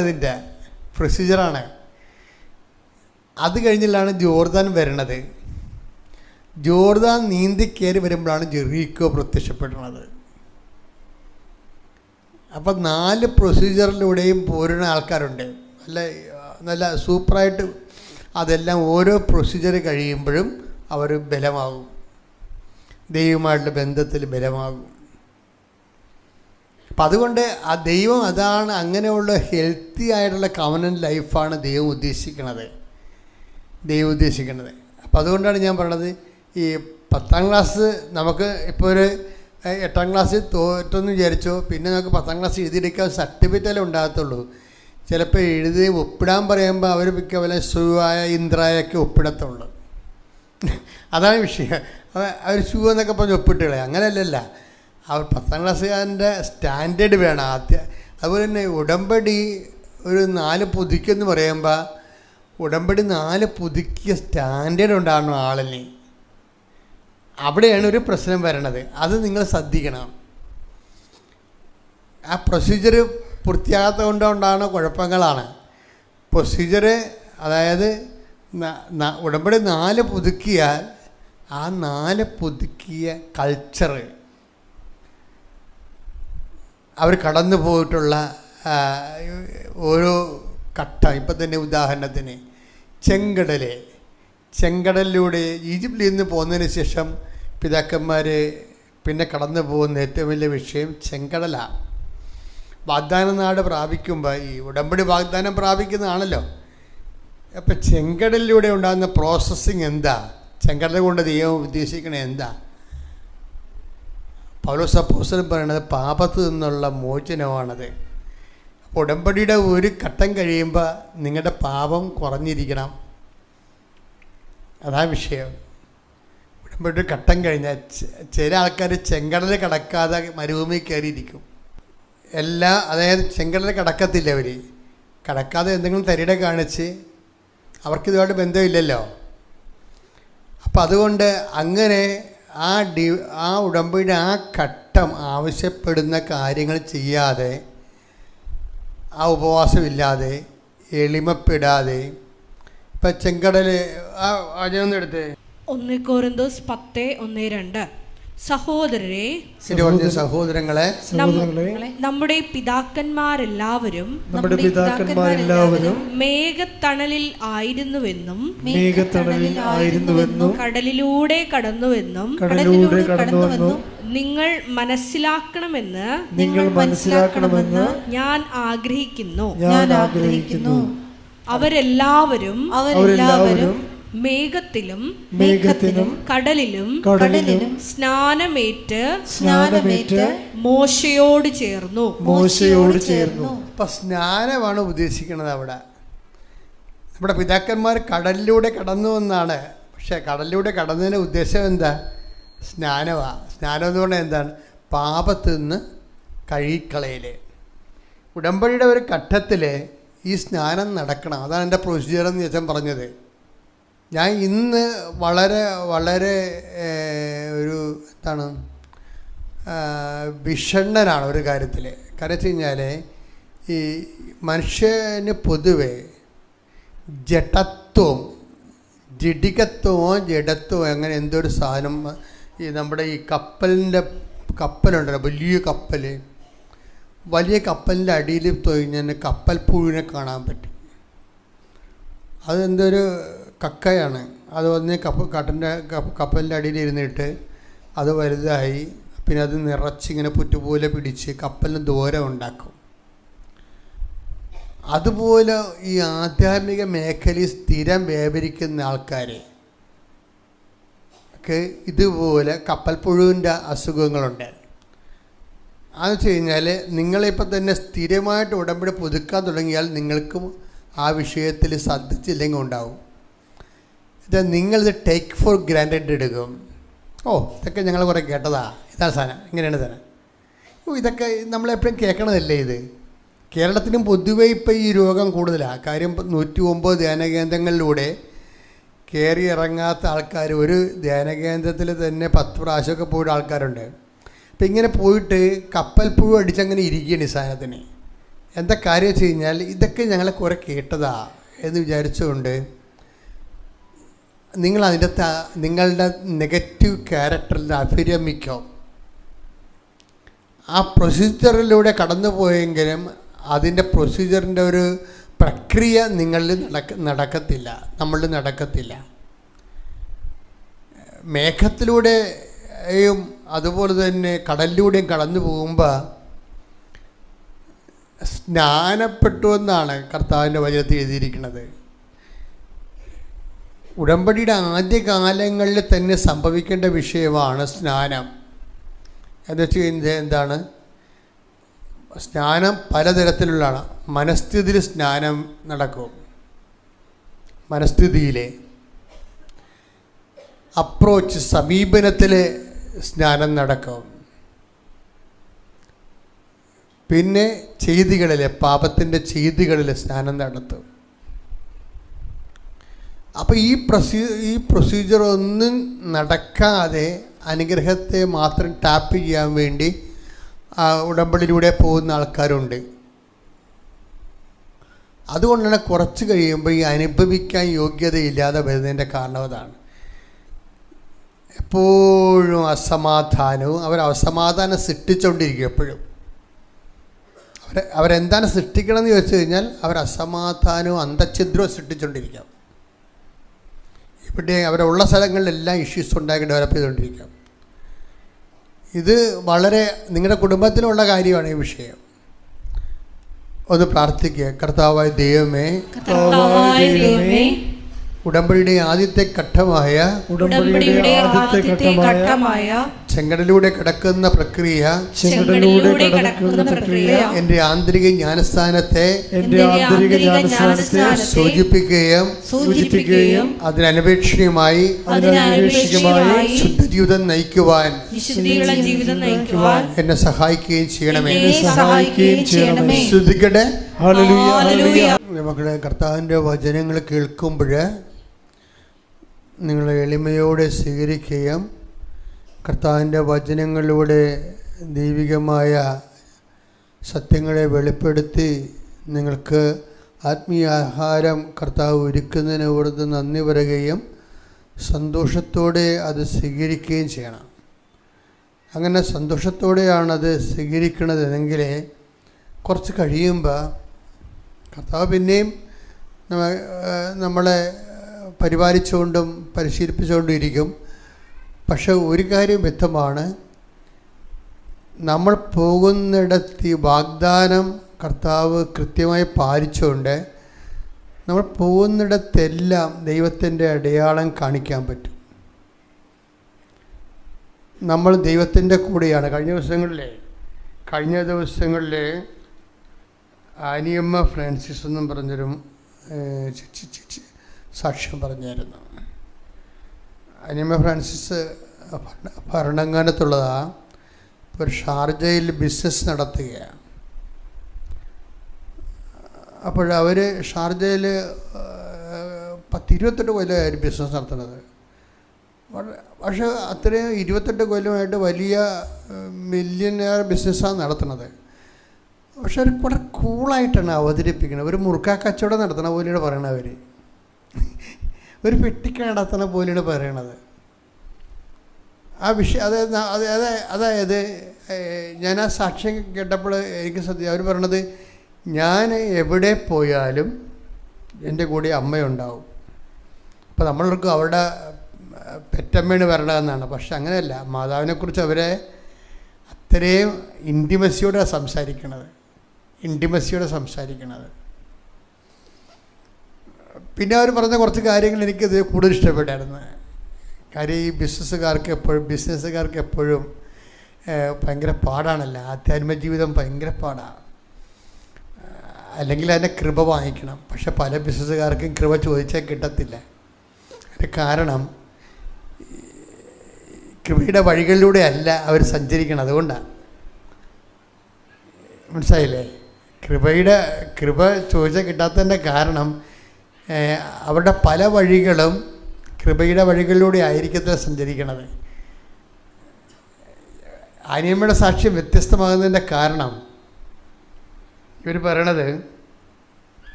ഇവർക്ക് ഷാർജയിൽ ഒരു ഈ ബെയർ ഹൗസ് ഉണ്ടാക്കി വിൽക്കുന്നതോ വാടക കൊടുക്കുന്നതാണ് ജോലി. ബെയർ ഹൗസ് എന്ന് പറയുമ്പോൾ ഈ വലിയ ഹോളില്ലേ, അതുണ്ടാക്കി കൊടുക്കും. അല്ലെങ്കിൽ മറ്റുള്ളവരുടെ സാധനം അതിൻ്റെ അകത്ത് വാടകയ്ക്ക് സൂക്ഷിച്ച് വെക്കും. നല്ല ബിസിനസ്സാണ്. വലിയ തലവേദനയില്ലാത്തൊരു ബിസിനസ്സാണ്. തലവേദന ഇല്ലയെന്ന് ചോദിച്ചു കഴിഞ്ഞാൽ കോമ്പറ്റീഷനുണ്ട്. ഭയങ്കര ഷാർജയിലൊക്കെ ഞാനവിടെ ഈ സെമിക്കൽ റിസർച്ച് ധ്യാനിപ്പിക്കാൻ പോയിട്ടുള്ളതാണ്. അപ്പോൾ അവിടെയുള്ള വിഷയത്തിൽ കോമ്പറ്റീഷനുണ്ട്. കോമ്പറ്റീഷൻ എല്ലാ മേഖലയിലും ഉണ്ടല്ലോ. എല്ലാ മേഖലയിലും കോമ്പറ്റീഷൻ ഉണ്ടാവും. ഈ കോമ്പറ്റീഷൻസ് ഉണ്ടെങ്കിലും നമ്മൾ ബൈബിള് ചില വാഗ്ദാനങ്ങൾ നമുക്ക് തന്നിട്ടുണ്ട്. ബിസിനസ് ഉണ്ടാവും, കോമ്പറ്റീഷൻ ഉണ്ടാവും. അത് നമ്മുടെ ഈ ബിസിനസ്സിൽ മാത്രമല്ലല്ലോ, വിദ്യാഭ്യാസത്തിൽ കോമ്പറ്റീഷൻ ഇല്ലേ? നമ്മൾ ചെല്ലുമ്പോൾ എന്തുകൊണ്ടാണ് നമുക്ക് അഡ്മിഷൻ കിട്ടാതിരിക്കുന്നതിൻ്റെ കാരണം എന്താ? ഒന്നെങ്കിൽ നമ്മളെക്കാൾ മാർക്കുള്ള വേറെ ആൾക്കാരുണ്ടാകും, അല്ലെങ്കിൽ നമ്മളെക്കാൾ റെക്കമെൻഡേഷൻ ചെയ്യാനുള്ള കഴിവുള്ളവരുണ്ടാകും, ആരെങ്കിലും ഉണ്ടാകും. അപ്പം ആ ഒരു സംഭവങ്ങൾ ഉള്ളത് കൊണ്ടാണ് ദൈവത്തിന് സഞ്ചരിക്കാൻ വേണ്ടി ഒരു സിംഗിൾ പാത ദൈവം ഓപ്പറേറ്റ് ചെയ്തിട്ടുണ്ട്. അതേതാണ്? Not by merit but by grace. അതാണ് ഈ ഉടമ്പടി വരണതിൻ്റെ കാരണം. കോമ്പറ്റീഷനൊക്കെ ഉണ്ടാകും, പക്ഷെ കോമ്പറ്റീഷൻ ഈ ലോകത്ത് എല്ലാ മേഖലകളിലും ഉള്ളതുപോലെ തന്നെ ഉണ്ടാകും. പക്ഷെ ദൈവം തൻ്റെ സന്തതികൾക്ക് ഈസി എൻട്രി ആയിട്ട് ദൈവത്തിൻ്റെ ആയിട്ടൊരു വഴികളുണ്ടാകും. ഗോഡ്സ് ഓൺ വേ, ദൈവ വഴികളുണ്ടാകും. ഞാനെപ്പോഴും നിങ്ങൾക്ക് ഉപദേശിച്ച് തരണമെന്ന് വെച്ചാൽ ദൈവ വഴികളിൽ അഭിരമിക്കാനുള്ള യോഗ്യതയാണ് എപ്പോഴും. കാരണം ചില ആൾക്കാർ അത്യാവശ്യം ദൈവ വഴികളിൽ വന്നിട്ട് കാര്യം കണ്ടിച്ച് പിന്നെ അവരുടെ ലോക വഴികളിലേക്ക് അവർ പോകും. അത് കുറച്ച് നാൾ വർക്കൗട്ട് ചെയ്യത്തില്ല. അതുകൊണ്ട് പരമാവധി ജീവിതം ട്യൂൺ ചെയ്യണ ദൈവ വഴികളിലൂടെ ആകാൻ, അല്ല കുറച്ച് കാപട്യവും കുറച്ച് കള്ളത്തരവും കുറച്ച് സത്യവും, അങ്ങനെ നമുക്ക് ദൈവവുമായിട്ട് മുന്നോട്ട് പോകാൻ പറ്റും. നിങ്ങളുടെ അപ്പനുമായിട്ട് വേണേൽ അങ്ങനെ പോകാൻ പറ്റും. സ്വന്തം അപ്പൻ ഭാഗോടമ്പടിയൊക്കെ ബന്ധപ്പെട്ട് കഴിയുമ്പോൾ സ്വാഭാവികമായിട്ട് നിങ്ങൾക്ക് ഇപ്പോൾ ചില അപ്പന്മാർക്ക് വലിയ ഓർമ്മയുണ്ട്. നിങ്ങൾക്ക് പണ്ട് വസ്തു തന്നതായിരിക്കും ലോൺ എടുക്കാൻ വേണ്ടി വസ്തു തന്നാണെങ്കിലും അപ്പൻ ചിലപ്പോൾ അത് മറന്നു പോകും. ഭാഗോടമ്പടി അത് കൂട്ടാതെ ആയിരിക്കും തുല്യമായിട്ട് വീതിക്കണത്. നിങ്ങൾക്ക് പറയാം, അപ്പ എനിക്ക് തന്നതാണല്ല. നിങ്ങൾ പറയത്തില്ല. ഉടമ്പടി എടുത്താലും പറയത്തില്ല. അപ്പം കള്ളി എപ്പോഴും കള്ളി തന്നെയായിരിക്കും. അതാണ് എൻ്റെ വിഷയം. അതെപ്പോഴും നമ്മൾ ദൈവവുമായിട്ട് ഡീല് ചെയ്യുമ്പോൾ സൂക്ഷിക്കേണ്ട കാര്യങ്ങളാണത്. അത് സൂക്ഷിക്കാൻ പറ്റത്തില്ല. കാര്യം പരിശുദ്ധാത്മാവ് ഉണ്ടെങ്കിൽ മാത്രമേ പരിശുദ്ധാത്മാവ് പറയത്തുള്ളൂ. നിനക്ക് ലോൺ എടുക്കാൻ വേണ്ടി 16 കൊല്ലം മുമ്പ് അപ്പൻ ആ സ്ഥലം തന്നതല്ലേ, 10 സെൻറ്റ്. പരിശുദ്ധ അത് സത്യമല്ലേ? അപ്പം നീ അതിപ്പോൾ പറയണ്ടേ? അല്ലെങ്കിൽ പിന്നെ അനിയന് കുറഞ്ഞു പോകത്തില്ലേ? അപ്പം നീ ഇപ്പം മിണ്ടാതിരുന്ന് കഴിഞ്ഞാൽ നീ എന്താ ചെയ്യണം? അനിയനെ ചതിക്കാണ് ചെയ്യണത്. എന്നാൽ ഉടമ്പടി 8 പുതുക്കിയിട്ടുമുണ്ട്. അതാണ് വിഷയം. ഇത് രണ്ടും 2 വഴികളാണ്. ഉടമ്പടി 8 പുതുക്കിയിട്ടുണ്ട്, പക്ഷേ അനിയനെ ചതിക്കുന്നതിന് യാതൊരുവിധ വ്യത്യാസവും ഇല്ല. അതാ ആ വഴി പോലെ നടക്കും. ആ വിഷയത്തിൽ ശങ്കരൻ തെങ്ങേ തന്നെ തമ്മിൽ കൂട്ടിക്കുഴക്കത്തില്ല. ദൈവ വഴികളെന്ന് പറയുന്നത് കറക്റ്റ് ദൈവ വഴികൾ മാത്രമാണ്. ഇപ്പം നോട്ട് ബൈ മെറിറ്റിൽ ഇത് വർക്ക് ചെയ്യുമെന്ന് ഞാൻ പറഞ്ഞാൽ അത് വർക്ക് ചെയ്യും. ഇപ്പം നേരത്തെ നമ്മൾ പറഞ്ഞ അവളുടെ പേരെന്ന കുഞ്ഞിൻ്റെ പേരെന്ന എലിസബത്ത് ജീനയുടെ വചനം എന്താ? ആ കെ എന്ന് പറഞ്ഞപ്പോൾ ആ കെ അവൾക്ക് ആ ആഴ്ച തന്നെ ഏജൻസിന് കിട്ടി. കെയുടെ പ്രൊസീജിയർ ചെയ്ത് അവൾ ജർമ്മനിയിലാണ്. ഇപ്പോൾ സ്പീഡാണ്, ടക്കാണ് സ്പീഡാണ്. കർത്താവിൻ്റെ കയ്യിൽ എല്ലാ വിഷയത്തിൻ്റെ അകത്ത് നോട്ടുണ്ട്. പക്ഷേ പ്രോബ്ലം വെച്ച് കഴിഞ്ഞാൽ എലിസബത്ത് ജീനയ്ക്ക് കൊടുത്തിരിക്കുന്ന മെസ്സേജ് കെ ആണ് നീ സെലക്ട് ചെയ്യേണ്ട ഏജൻസിയുടെ ഫസ്റ്റ് നമ്പർ. അത് പറയുമ്പോഴേ ഇവൾക്ക് കേൾക്കുമ്പോൾ അവൾക്ക് ആന്തരിക ബോധ്യം ഉണ്ടാവും. ഈ കേൾവിയുടെ പ്രശ്നം, ആ വചനം എനിക്കാണോ എന്നറിയണമെങ്കിൽ ആന്തരിക ബോധ്യം ഉണ്ടാകും നമുക്ക്. അതിലൂടെയാണ് നമ്മൾക്കാണ് ആ വചനം നമ്മളെയാണ് ടാർഗറ്റ് ചെയ്യണത്, അഡ്രസ്സ് ചെയ്തിരിക്കണമെന്ന് കേൾവിക്കാർക്ക് ആന്തരിക ബോധ്യം ഉണ്ടാവും. അതുകൊണ്ടാണ് നമ്മളെപ്പോഴും ഇപ്പം നിങ്ങൾ ഈ വചനം വായിക്കല്ലേ ഉള്ളൂ. വചനത്തിൻ്റെ പ്രോസസ്സിങ്ങിൽ അത് പ്രോസസ്സ് ചെയ്ത് അതിൻ്റെ മീനിങ് ഡ്രോ ചെയ്ത് ദൈവമായിട്ട് ഒരു ലൈവ് കമ്മ്യൂണിക്കേഷനിലേക്ക് വളർന്ന് വരാൻ വേണ്ടിയാണ് അച്ഛൻ ഇത് കറക്റ്റ് കാര്യങ്ങൾ പറയണത്. അത് എന്താ വിഷയം വെച്ച് കഴിഞ്ഞാൽ ഇപ്പം കെ വന്നു കഴിഞ്ഞാൽ ഇപ്പം ഡൗട്ട് ഫെയ്ത്ത് ആണെങ്കിൽ വചനം എന്ന് പറയും ഡൗട്ട് ഫെയ്ത്തിൽ നിങ്ങളൊന്നും ചെയ്യരുതെന്ന് പറയും. അതറിയണമെങ്കിലേ ആ വചനം ഒന്നും എടുത്തേ. ഡൗട്ട് ഫെയ്ത്ത് റോമ 14:23 സംശയത്തോടെ ഭക്ഷിക്കുന്നവൻ ശിക്ഷിക്കപ്പെടും. എന്തെന്നാൽ വിശ്വാസമനുസരിച്ചല്ല അവൻ പ്രവർത്തിക്കുന്നത്. വിശ്വാസത്തിൽ നിന്നല്ലാതെ ഉത്ഭവിക്കുന്നതെന്തും പാപമാണ്. അപ്പം ഇതിൻ്റെ വിഷയം നമുക്കൊരു ഡൗട്ട് ഫെയ്ത്ത് ഉണ്ടെങ്കിൽ തെറ്റാണ്, പാപമാണെന്ന് ചെയ്യരുതെന്ന്. മനസ്സിലായ? എനിക്കാണോ അല്ലയോ എനിക്കറിയത്തില്ല, പോയി നോക്കാം. എങ്ങാനും പഠിക്കൽ ബിരിയാണി കൊടുത്താലോ എന്നും പറഞ്ഞുകൊണ്ട് ഡൗട്ട് ഫെയ്ത്ത് ചെയ്യും. Doubt faith you should not do it. അപ്പോൾ അത് തെറ്റാണെന്നാണ് പറയണത്. ഇപ്പോൾ കേട്ടില്ലേ? സംശയത്തോടെയാണ് ചെയ്യണമെങ്കിൽ അത് തെറ്റാണ്. നമുക്കെങ്ങനെ ചെയ്യണമെന്ന് വെച്ച് കഴിഞ്ഞാൽ, കേൾവിക്കാർക്ക് 2 തിമോത്തി 4 2 സ്തുതിക്കട്ടെ. ഹല്ലേലൂയ ഹല്ലേലൂയ ഹല്ലേലൂയ ഹല്ലേലൂയ ഹല്ലേലൂയ. യേശുവേ നന്ദി. ഹല്ലേലൂയ ഹല്ലേലൂയ ഹല്ലേലൂയ. ആരാധന. വചനം പ്രസംഗിക്കുക, വചനം പ്രസംഗിക്കുക. സാഹചര്യങ്ങൾ അനുകൂലമാണെങ്കിലും അല്ലെങ്കിലും ജാഗരൂകതയോടെ വർത്തിക്കുക. മറ്റുള്ളവരിൽ ബോധ്യം ജനിപ്പിക്കുകയും അവരെ ശാസിക്കുകയും ഉദ്ബോധിപ്പിക്കുകയും ചെയ്യുക. ക്ഷമ കൈവിടാതിരിക്കുകയും പ്രബോധനത്തിൽ ശ്രദ്ധിക്കുകയും ചെയ്യുക. അപ്പോൾ ഈ ബോധ്യം ജനിപ്പിക്കുക എന്നുള്ളത് നമ്മൾ പ്രാർത്ഥിച്ച് വരും, നമ്മൾ ആത്മാർത്ഥമായിട്ട് പ്രാർത്ഥിച്ച് ആണ് വചനം വായിക്കണമെന്നുണ്ടെങ്കിലും വചനം കേൾക്കുന്നുണ്ടെങ്കിലും നമ്മൾക്ക് ആണ് ആ മെസ്സേജ് വരുന്നതെന്നുണ്ടെങ്കിൽ നമുക്ക് ബോധ്യം കിട്ടും. അതാണ് എൻ്റെ വിഷയം. നമ്മളെയാണ് ദൈവം ആ മെസ്സേജ് അഡ്രസ്. ഇപ്പം 10,000 പേര് ഇരുന്നാലും ചിലപ്പോൾ അതിൻ്റെ യഥാർത്ഥ ഉടമസ്ഥന് ഒരാളെ എൻ്റെ കൂട്ടത്തിലുണ്ടെങ്കിൽ അയാൾക്ക് മാത്രമാണ് ആ ബോധ്യം കൊടുക്കുന്നത്. ദൈവം ബോധ്യം കൊടുക്കണം. ഇത് കർത്താവ് എന്നെക്കുറിച്ചാണ് സംസാരിച്ചത്. പക്ഷെ അവിടെ ഡൗട്ട് എന്നെക്കുറിച്ചായിരിക്കുമോ? ചിലപ്പോൾ അല്ലായിരിക്കും. കുറേ കാലമുണ്ടായി, കുറേ ആൾക്കാരുണ്ടല്ലോ ഇവിടെ. അങ്ങനെ വരുമ്പോൾ പിന്നെ അത് നിങ്ങളെക്കുറിച്ചല്ല. കഴിഞ്ഞു, ആ സംഭവം കഴിഞ്ഞു.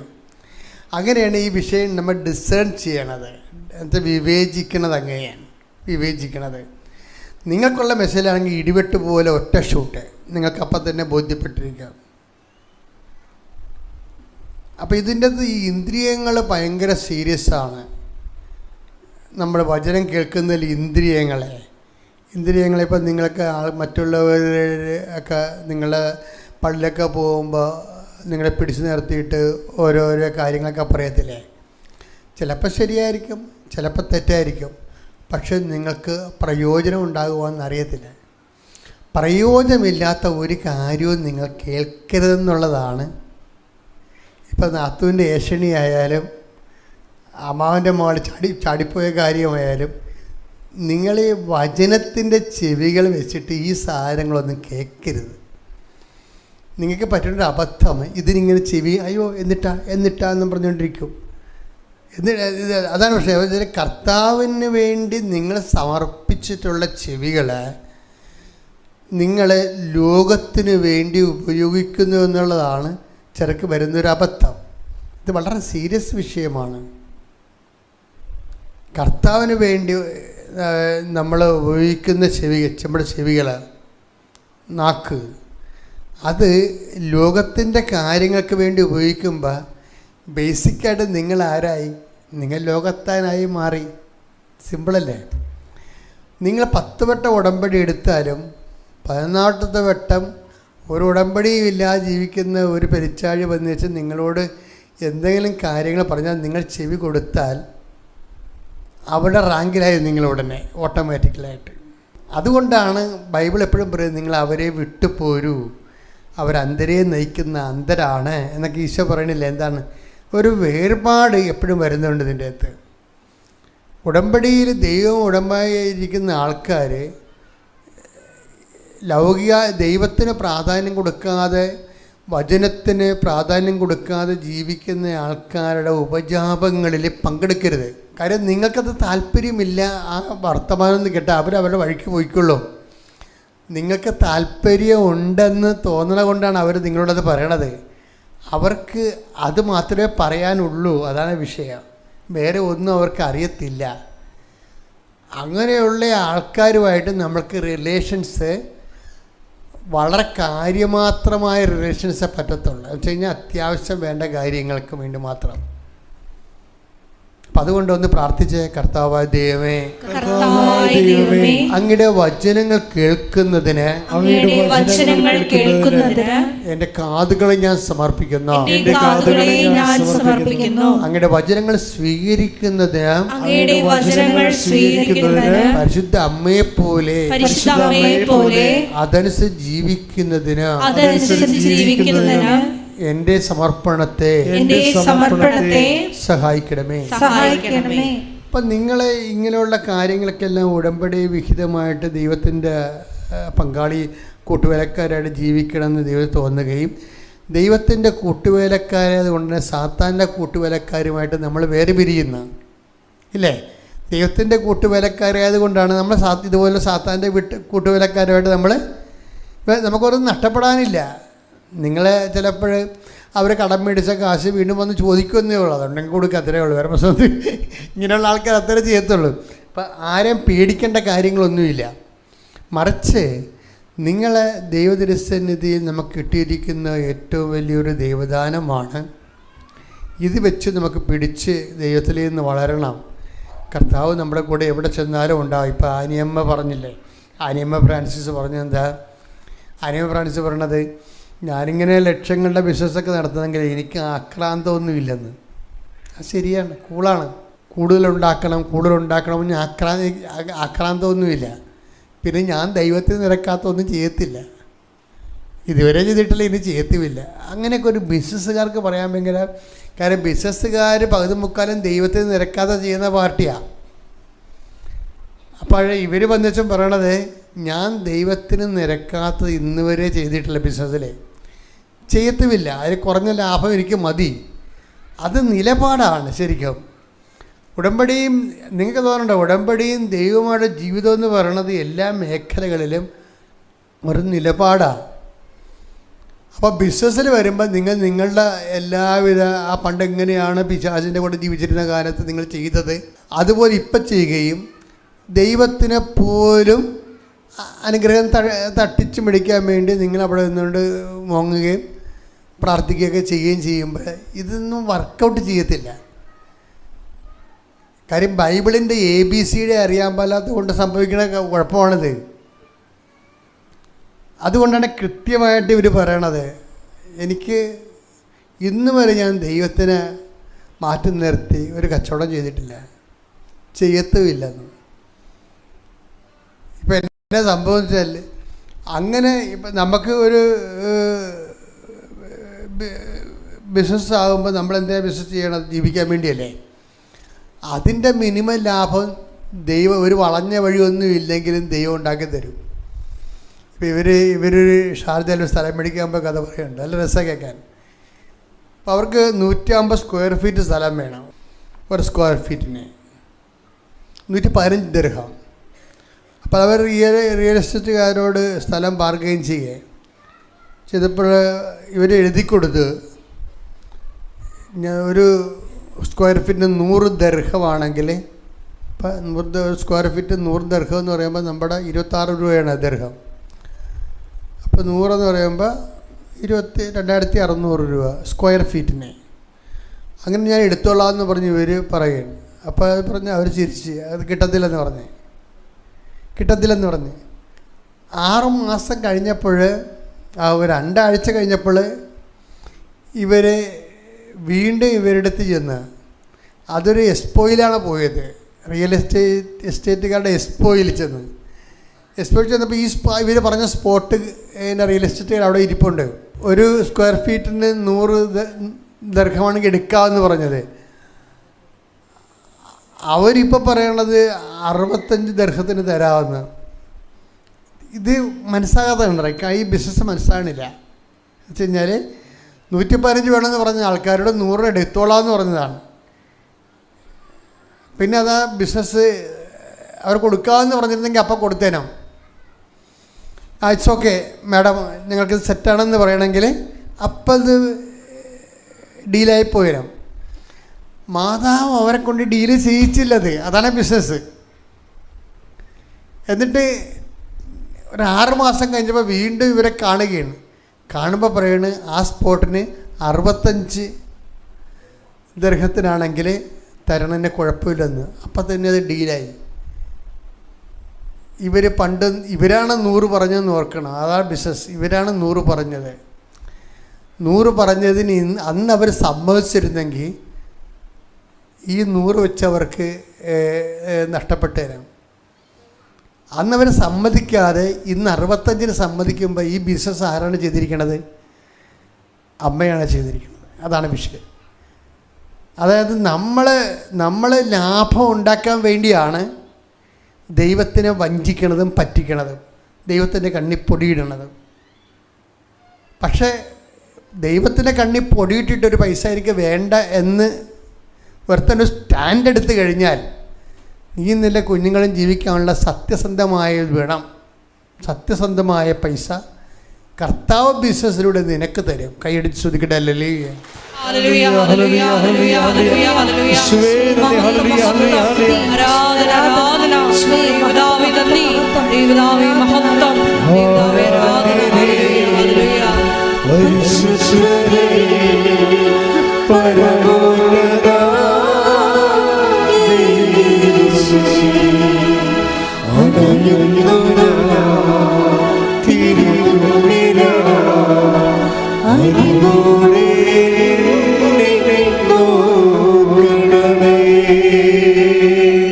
പരിശുദ്ധ പരമ ദിവ്യകാരുണ്യത്തിന് നേരവും ആരാധനയും സ്തുതിയും പുകഴ്ചയും ഉണ്ടായിരിക്കട്ടെ. എപ്പോഴും നിങ്ങൾ 5 പുതുക്കി 10 പുതുക്കി. ഞാൻ ഇന്ന് കഴിഞ്ഞ ദിവസങ്ങളിൽ 25 പുതുക്കി ഒരു മോളെ കണ്ട്. അവൾ ഇടിവെട്ട് സാക്ഷിയാണ് പാർട്ടി, അവർ സംശയമില്ല. അവർ ഒരു ലോക ഉടമ്പടിക്കാരത്തിയാണ്. പക്ഷെ എന്നാലും ഞാൻ എപ്പോഴും ചിന്തിക്കണത്, ഈ പ്രോസസ്സിങ്ങിലൂടെ പോയില്ലെങ്കിൽ കുറച്ച് കഴിയുമ്പോൾ നമുക്ക് ഈ പറഞ്ഞ ഈ എണ്ണത്തിൻ്റെ ഒരു ഗുണമേന്മ, ഇത് ക്വാണ്ടിറ്റി അല്ലേ? ക്വാണ്ടിറ്റി എന്താണ്? എണ്ണപ്പെരുപ്പത്തിനേക്കാൾ ഉപരി ഗുണമേന്മയിലേക്കാണ് ഉടമ്പടി വരേണ്ടത്. ശരിക്കും പറഞ്ഞാൽ എണ്ണ ഈ മാസം നിങ്ങൾക്ക് പുതുക്കാൻ പറ്റും 3 മാസം കൂടുമ്പോൾ. പക്ഷെ അത്രയും ഉടമ്പടി ക്വാളിറ്റി നിങ്ങൾക്കുണ്ട്. അപ്പോൾ ഉടമ്പടി ക്വാളിറ്റി എന്താണ്? ഒന്നാമത്തത് ചെങ്കടലിലൂടെ കടക്കണം. രണ്ടാമത്തെ ഉടമ്പടി ക്വാളിറ്റി എന്താണ്? ചെങ്കടലിലൂടെ കടന്നിട്ട് പിന്നെ എങ്ങനെയാണ് സീനായി മരുഭൂമിയിലേക്കാണ് ഇവർ പ്രവേശിക്കുന്നത്. മരുഭൂമി എന്തിൻ്റെ ചിഹ്നമാണ്? മരുഭൂമി ഒരു പ്രൊസീജിയറാണ്, രണ്ടാമത്തെ പ്രൊസീജിയറാണ്. അതെന്തിൻ്റെതാണ്? നിയമാവർത്തനം എടുത്തേ. നിയമാവർത്തനം 8:2. നിങ്ങളുടെ ദൈവമായ കർത്താവ് നിങ്ങളെ എളിമപ്പെടുത്താനും തന്റെ കൽപ്പനകൾ അനുസരിക്കുമോ ഇല്ലയോ എന്നറിയാൻ നിങ്ങളെ പരീക്ഷിച്ച് നിങ്ങളുടെ ഹൃദയ വിചാരങ്ങൾ മനസ്സിലാക്കാനും വേണ്ടി ഈ 40 സംവത്സരം മരുഭൂമിയിലൂടെ നിങ്ങളെ നയിച്ച വഴിയെല്ലാം നിങ്ങൾ ഓർക്കണം. അപ്പോൾ ഈ പ്രൊസീജിയർ എല്ലാം ഓർക്കണമെന്നാ പറയാം. ഇടയ്ക്കിടയ്ക്ക് കടന്നു പോകുന്ന പ്രൊസീജിയറിനെ കുറിച്ചൊക്കെ ഇടയ്ക്കൊക്കെ ഒരു ഹോംവർക്ക് ചെയ്യണത് നല്ലതാണ്. കഴിഞ്ഞ കാലങ്ങളിൽ നടന്നിട്ടുള്ള മരുഭൂമിയിലൂടെ കടന്നുപോയ എല്ലാ വഴികളും ഇടയ്ക്ക് നിങ്ങൾ ഓർക്കണം. അതെന്തിനാണ്? നിങ്ങളെ എളിമപ്പെടുത്താൻ. ആ വചനം ഒന്നിനു വായിച്ചേ. നിയമാവർത്തനം 8:2. നിങ്ങളുടെ ദൈവമായ കർത്താവ് നിങ്ങളെ എളിമപ്പെടുത്താനും തന്റെ കൽപ്പനകൾ അനുസരിക്കുമോ ഇല്ലയോ എന്നറിയാൻ നിങ്ങളെ പരീക്ഷിച്ച് നിങ്ങളുടെ ഹൃദയ വിചാരങ്ങൾ മനസ്സിലാക്കാനും വേണ്ടി ഈ 40 സംവത്സരം മരുഭൂമിയിലൂടെ നിങ്ങളെ നയിച്ച വഴിയെല്ലാം നിങ്ങൾ ഓർക്കണം. എളിമപ്പെടുത്തുക എന്നുള്ളത് പ്രൊസീജിയറിൻ്റെ ഭാഗമാണ്. ഈ ഉടമ്പടിയിലൂടെ പോകുന്ന വ്യക്തി രണ്ടാമത്തെ പ്രൊസീജിയർ എന്ന് പറയുന്നത് ആദ്യത്തെ പ്രൊസീജിയർ പാപത്തെ ഒഴിവാക്കുകയാണ്, രണ്ടാമത്തെ പ്രൊസീജിയർ എളിമപ്പെടുകയാണ്. ഈ മാതാവിൻ്റെ മാതൃക ഇവിടെ വെച്ചിരിക്കുന്നതിൻ്റെ ഒരു പ്രധാനപ്പെട്ട കാര്യം, നിങ്ങൾക്കിത് പറ്റുന്നില്ലെങ്കിൽ അമ്മയോട് നിങ്ങൾ ചോദിക്കണം. അമ്മ അവിടുന്ന് ദാസിയുടെ വിനീത അവസ്ഥ തെക്കൺ പാർത്തില്ലേ, എന്നെ വിനയപ്പെടുത്തണം, പ്രാർത്ഥിക്കണം. ഈ വിനയം ഇല്ലെന്നൊന്നുമില്ല, ദൈവത്തിൻ്റെ മുമ്പിലുള്ള ഒരുമാരപ്പെട്ട അഭിനയമാണ് നിങ്ങളുടെ വിനയം. പല ആൾക്കാരുടെയും യഥാർത്ഥ വിനയം ഞാൻ വളരെ അപൂർവ ആൾക്കാർക്ക് വിനയം കണ്ടിട്ടുള്ളൂ. അവരുടെ എല്ലാവരുടെയും അവരുടെ ഈഗോയെ, ചിലപ്പോൾ ഞാനോടത്ത് ഇൻക്ലൂഡിങ് മൈസെൽഫ്, ഞാൻ എന്നെ വളരെ ക്രിട്ടിക്കലായിട്ട് നോക്കുന്ന ആളാണ്. നമ്മുടെ ഈഗോയെ ഡയറക്റ്റ് ഹർട്ട് ചെയ്യുന്ന ഒരു സ്ഥലത്ത് പോയാൽ നമ്മൾ ഉടനെ അലാമാകും. ഉടനെ നമ്മുടെ ഈഗോയെ ഡയറക്റ്റ് ഹർട്ട് ചെയ്യുന്ന ഒരിടത്ത് വന്നു കഴിഞ്ഞാൽ മാത്രമേ നമുക്ക് എളിമയുണ്ടോ ഇല്ലയോ എന്ന് മനസ്സിലാകത്തുള്ളൂ. അല്ലേ മനസ്സിലാകത്തില്ല. നമ്മൾ ദൈവദിനസ്ഥനെ കാട്ടിക്കൂട്ടുന്ന എളിമത്തത്തിൻ്റെ ഒരു അഭ്യാസ വേർഷനില്ലേ, അതൊന്നും അല്ല ഞാൻ പറയണത്. മറിച്ച് നമ്മളുടെ ഈഗോയെ എവിടെയെങ്കിലും ആരെങ്കിലും ഹർട്ട് ചെയ്യുന്ന കണ്ടാൽ നമ്മൾ 280 എന്ന് പറയുന്നത് അണലിപ്പാമ്പിനെ കുറിച്ച് എന്താ പറയണത്, 280 എന്നൊക്കെ വിളിക്കണില്ല ആ സാധനത്തിന്. വെച്ചാൽ 280 ഡിഗ്രി ആ സാധനം തിരിയുമെന്നാണ് പറയണത്. കടിക്കാൻ വേണ്ടി കോബ്രയേക്കാൾ ഭയങ്കര സാധനമാണ് അണലിപ്പാമ്പ്. പണ്ട് ഇവിടെ ഒരു അണലിപ്പാമ്പ് വന്നിരുന്നു വെളുപ്പിന്. മാതാവിൻ്റെ അടുത്ത് വന്നിട്ട് അത് ഉറച്ചു പോയി. ഇവിടെ ഇരിക്കുകയായിരുന്നു അണലിപ്പാമ്പ്, വലിയത്, ഇത്രയും വണ്ണമുള്ള, ഇത്രയും നീളമുള്ള. അവൻ അവിടെ നിന്ന് എങ്ങോട്ട് ഇറങ്ങി വന്നു വെച്ചാൽ ഇവിടെ വന്ന് കയറി അവിടെ നിന്ന് സ്റ്റോക്കായിപ്പോയി. അപ്പോൾ ഈ സംഭവത്തിനത്തിൽ അവനെ തൊട്ടാൽ അവൻ പെട്ടെന്നിങ്ങനെ ഇപ്പം കറങ്ങിയടിക്കും. അതുപോലെയാണ് പല ആൾക്കാരുടെയും വിഷയം. ഈഗോയുടെ കാര്യത്തിൽ അണലിപ്പാമ്പുകളാണ്. അതുകൊണ്ടാണ് ഈ അണലി വളരെ ബൈബിള് അണലി സന്തതികളെ എന്നൊക്കെ വിളിക്കണില്ലേ, അണലി സന്തതികളെ. അപ്പോൾ ദൈവം അഡ്രസ്സ് ചെയ്യാൻ അനുതാപത്തിന് മുമ്പ് മനുഷ്യൻ്റെ അവസ്ഥയെ സൂചിപ്പിക്കാൻ ദൈവം ഉപയോഗിച്ച വാക്കാണ് അണലിയെന്ന്. വെച്ചാൽ എല്ലാ സ്ഥലത്തേക്കും തിരിഞ്ഞ് കടിക്കാൻ ഈ സാധനത്തിന് അറിയാം, എല്ലാ സ്ഥലത്തേക്കും. ഈ പ്രൊസീജിയറിലൂടെ പോകുമ്പോഴേ ഉടമ്പടി രണ്ടാമത്തെ ഘട്ടമായ മരുഭൂമിയിലൂടെ കടന്നു പോകുമ്പോൾ അതുകൊണ്ട് ഉദ്ദേശിക്കുന്ന ഫ്രൂട്ട്സ് എളിമപ്പെടലാണ്. മറുഭാഗവും ശരിയാകാൻ സാധ്യതയുണ്ട്. ഇത് നമ്മൾ മനസ്സിലാക്കുകയും അപ്പം മനസ്സിലായില്ലെങ്കിലും പിന്നീട് മനസ്സിലാകുമ്പോൾ അപ്പോളജി ചെയ്യാൻ അപ്പം മനസ്സിലാകത്തില്ല, പിന്നീട് മനസ്സിലാകും. പക്ഷെ ചെന്ന് പറയത്തില്ല, എടാ അത് അങ്ങനെ പറ്റിപ്പോയി കേട്ടാ, ഞാൻ ഓർത്ത് ഇങ്ങനെയാണെന്ന് പറയത്തില്ല. പറഞ്ഞാൽ പിന്നെ ഈഗോയെ ഹർട്ട് ചെയ്യത്തില്ല. ഇവരുടെ ഈഗോ വീണ്ടും അവിടെ മുമ്പിൽ ഞാൻ താഴ്ന്നെല്ലാം താഴ്ന്ന് പോകണമെല്ലാം വിചാരിച്ചുകൊണ്ട് പറയത്തില്ല. അപ്പോൾ ഈ ആൾക്കാരാണ് ഈ ഉടമ്പടി എടുത്ത് വെച്ചിരിക്കുന്നത് മുഴുവനും.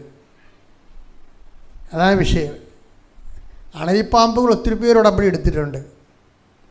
അപ്പോൾ നമ്മൾ ഈ പ്രൊസീജിയറിലൂടെ പോകുന്നത് നോക്കണം. ഒരു മരുഭൂമിയുണ്ട്, ജോലി കിട്ടാത്ത, തണൽമരമില്ലാത്ത, ഒരു അഡ്മിഷനും കിട്ടാത്ത ഒരു മരുഭൂമി. ആ മരുഭൂമിയിലൂടെ കടന്നു പോകുമ്പോൾ നമ്മളൊക്കെ ഇപ്പോൾ ജോലി കിട്ടാത്ത, കല്യാണം വെക്കാത്ത, വസ്തു വിൽക്കാത്ത, വരുമാനം കിട്ടാത്ത, ഒരു അഭയസ്ഥാനം കാണാത്ത ഒരു കാലത്തിലാണല്ലേ ഈ മരുഭൂമി എന്ന് പറയണത്. അല്ലാതെ എല്ലാവരെയും കൊണ്ട് യൂദയ മരുഭൂമി ഇടുന്ന പരിപാടിയൊന്നും അല്ലേ. നമ്മുടെ കാര്യങ്ങൾ വിചാരിക്കണ സമയത്ത് നടക്കാതെ ലാഗ് ചെയ്ത് പോവുക. ഒരാഴ്ച കൊണ്ട് പോകേണ്ട കാര്യത്തിന് 40 വർഷം എടുക്കുക, അതല്ല മരുഭൂമി. ഞാൻ പറഞ്ഞില്ലേ, ഞാൻ ഈ മരുഭൂമി കൂടി പോയതാ, ബസ്സിനാണ് പോയത്. എല്ലാം കൂടി 8 മണിക്കൂറാണ് മറ്റേ എടുത്ത്. 8 മണിക്കൂറാണുള്ള ബസ്സിന്. നടക്കാനാണെങ്കിൽ ഒരു 3-4 ദിവസത്തെ യാത്രയേ ഉള്ളൂ. 3 ദിവസത്തെ യാത്ര. ഈ പിതാക്കന്മാർ നടന്നത് 40. അപ്പോൾ 28 വയസ്സ് നടത്തേണ്ട കല്യാണം 34 നടക്കണില്ലെങ്കിൽ അതാണ് മരുഭൂമി എന്ന് പറയണത്. ഇപ്പം മനസ്സിലായില്ലേ? 4 ദിവസം കൊണ്ട് പോകേണ്ട സ്ഥലത്ത് 40 ദിവസമായിട്ടും പോകാൻ പറ്റുന്നില്ലെങ്കിൽ മരുഭൂമിയാണ്. ഇപ്പം നിങ്ങൾ വിൽക്കാത്ത സ്ഥലം, നടക്കാത്ത കല്യാണം, കിട്ടാത്ത ജോലി, നിങ്ങൾ മരുഭൂമിയിലാണ്. ഇനി എന്താ ചെയ്യേണ്ടത്? ഇനി പ്രൊസീജിയറുണ്ട്. എന്താണ്? നിങ്ങൾ എളിമപ്പെടണം. എളിമപ്പെടണം എന്തിനാണെന്നറിയാം? എളിമപ്പെടണത് ഒന്നാമത്തിൽ നിങ്ങളുടെ ലക്ഷ്യങ്ങൾ തന്നെ അതിൻ്റെ അകത്ത് ഭയങ്കര ഈഗോ ഉണ്ടാവും. നിങ്ങൾ സെറ്റ് ചെയ്ത് വെച്ചിരിക്കുന്ന ലക്ഷ്യങ്ങളനുസരിച്ച് ദൈവം തന്നെ ഒന്നുമില്ല നിങ്ങൾ പറയണത്. നിങ്ങൾ രാജാവിൻ്റെ മകനാണ്, അതുകൊണ്ട് നിങ്ങൾ സെറ്റ് ചെയ്ത് വെച്ചിരിക്കുന്ന ലക്ഷ്യങ്ങൾ ദൈവം തരണം. അതല്ല നിങ്ങൾ പറയണത്. ഈ ലക്ഷ്യങ്ങളും നിങ്ങളും തമ്മിൽ യാതൊരു ബന്ധവും ഉണ്ടാകത്തില്ല. അതാണ് വിഷയം. അപ്പം നമ്മളെ സംബന്ധിച്ചിടത്തോളം നമ്മുടെ ഉള്ളിൽ തന്നെ ഈ മരുഭൂമി സൃഷ്ടിക്കണമല്ല, മരുഭൂമി നമ്മൾ തന്നെ ഉണ്ടാക്കിയെടുക്കുന്നതാണ് ഈ സാധനം. എന്ന് വെച്ചാൽ തെറ്റായ ചില ലക്ഷ്യങ്ങൾ വെച്ചുകൊണ്ട് ഇപ്പോൾ ഒരുത്തന്നെ 8ാം ക്ലാസ്സാണ് പഠിച്ചിരിക്കുന്നത്, അല്ല 10ാം ക്ലാസ് പഠിച്ചു, അവന് കട്ടായ നേഴ്സിനെ തന്നെ കല്യാണം കഴിക്കണം, അവൾക്ക് PR ഉണ്ടായിരിക്കണം. ഈ അണ്ണൻ എന്ന് കല്യാണം കഴിക്കാനാ? അണ്ണൻ മരുഭൂമി ഉണ്ടാക്കുകയാണേ. അപ്പോൾ ഈ 8ാം ക്ലാസ്സുകാരനെ കല്യാണം കഴിക്കണ നേഴ്സിൻ്റെ അവസ്ഥ എന്താ? PR ഉള്ള നേഴ്സിൻ്റെ അവസ്ഥ എന്താ? ആദ്യം ഇവൻ ചിന്തിക്കത്തില്ല. അവനെക്കുറിച്ച് മാത്രമേ ചിന്തിക്കത്തുള്ളൂ. സെറ്റ് ചെയ്ത് വെച്ചെങ്കിൽ ലക്ഷ്യത്തിലുള്ള ഈഗോ ഉണ്ടെങ്കിൽ മരുഭൂമി താനേ ഉണ്ടാകും. നിങ്ങൾ സെറ്റ് ചെയ്ത് വെച്ചിരിക്കുന്ന ലക്ഷ്യങ്ങളിൽ ഈഗോ ഉണ്ടെങ്കിൽ, അത് നിങ്ങൾക്ക് അർഹമല്ലാത്തതാണെങ്കിൽ നിങ്ങൾ ഉടനെ നിങ്ങളെ ലക്ഷ്യം ചേഞ്ച് ചെയ്യണം. ഇത് വെച്ച് വർക്ക് ചെയ്യാൻ പറ്റത്തില്ല. ഇതിനൊരു വിഷയം എന്ന് പറയുന്നത് പിന്നെ ഇത് വെച്ചായിരിക്കും നിങ്ങൾ അതിനെ തന്നെ സ്റ്റിക്ക് ഓൺ ചെയ്തിരിക്കുമ്പോൾ നിങ്ങൾക്കിത് ടാലി ആകാതിരിക്കുകയും, അങ്ങനെ വരുമ്പോൾ കുറച്ച് കഴിയുമ്പോൾ എന്ത് പറ്റും? ഇത് ഇടിച്ച് നിൽക്കുകയുള്ളൂ സംഭവം. മരുഭൂമി ഇങ്ങനെ നീണ്ടുപോകും. പിതാക്കന്മാർക്ക് 40 വർഷമേ ഉള്ളൂ, നിങ്ങൾ ചിലപ്പോൾ 80 വർഷമാകും. നിങ്ങളുണ്ടാക്കണത്, ദൈവം ഉണ്ടാക്കണതല്ല. ദൈവത്തിന് നിരക്കാത്ത, നിങ്ങളുടെ ഈഗോയെ സാറ്റിസ്ഫൈ ചെയ്യാൻ പറ്റിയ, നിങ്ങളുടെ സ്വന്തം ഫാബ്രിക്കേഷനിലായിട്ടുള്ള ലക്ഷ്യങ്ങളെ സെറ്റ് ചെയ്യുമ്പോൾ ഉണ്ടാക്കുന്ന മരുഭൂമിയാണിത്. പ്രാർത്ഥിക്കുക. കർത്താവ് ദൈവമേ, എന്നെക്കുറിച്ചുള്ള ദൈവഹിതമല്ലാത്ത പദ്ധതികളെ, കർത്താവിൻ്റെതല്ലാത്ത പദ്ധതികളെ വിട്ടുപേക്ഷിക്കാനും അങ്ങയുടെ വഴികളിലൂടെ സഞ്ചരിച്ചെത്തുവാനും എന്നെ സഹായിക്കണമേ. സ്തുതിക്കട്ടെ. ഹല്ലേലൂയ.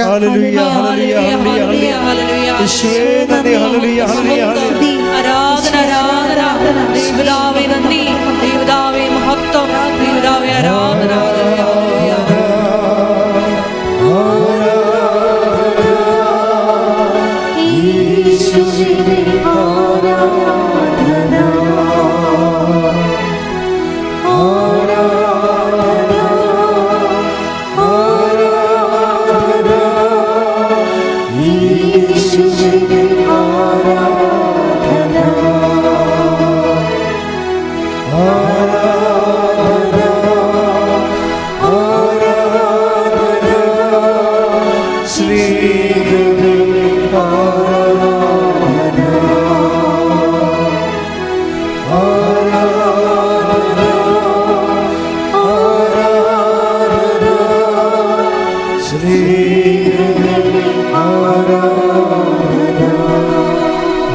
പരമദിവ്യകാരുണ്യത്തിന് ആരാധനയും സ്തുതിയും പുകഴ്ചയും ഉണ്ടായിരിക്കട്ടെ.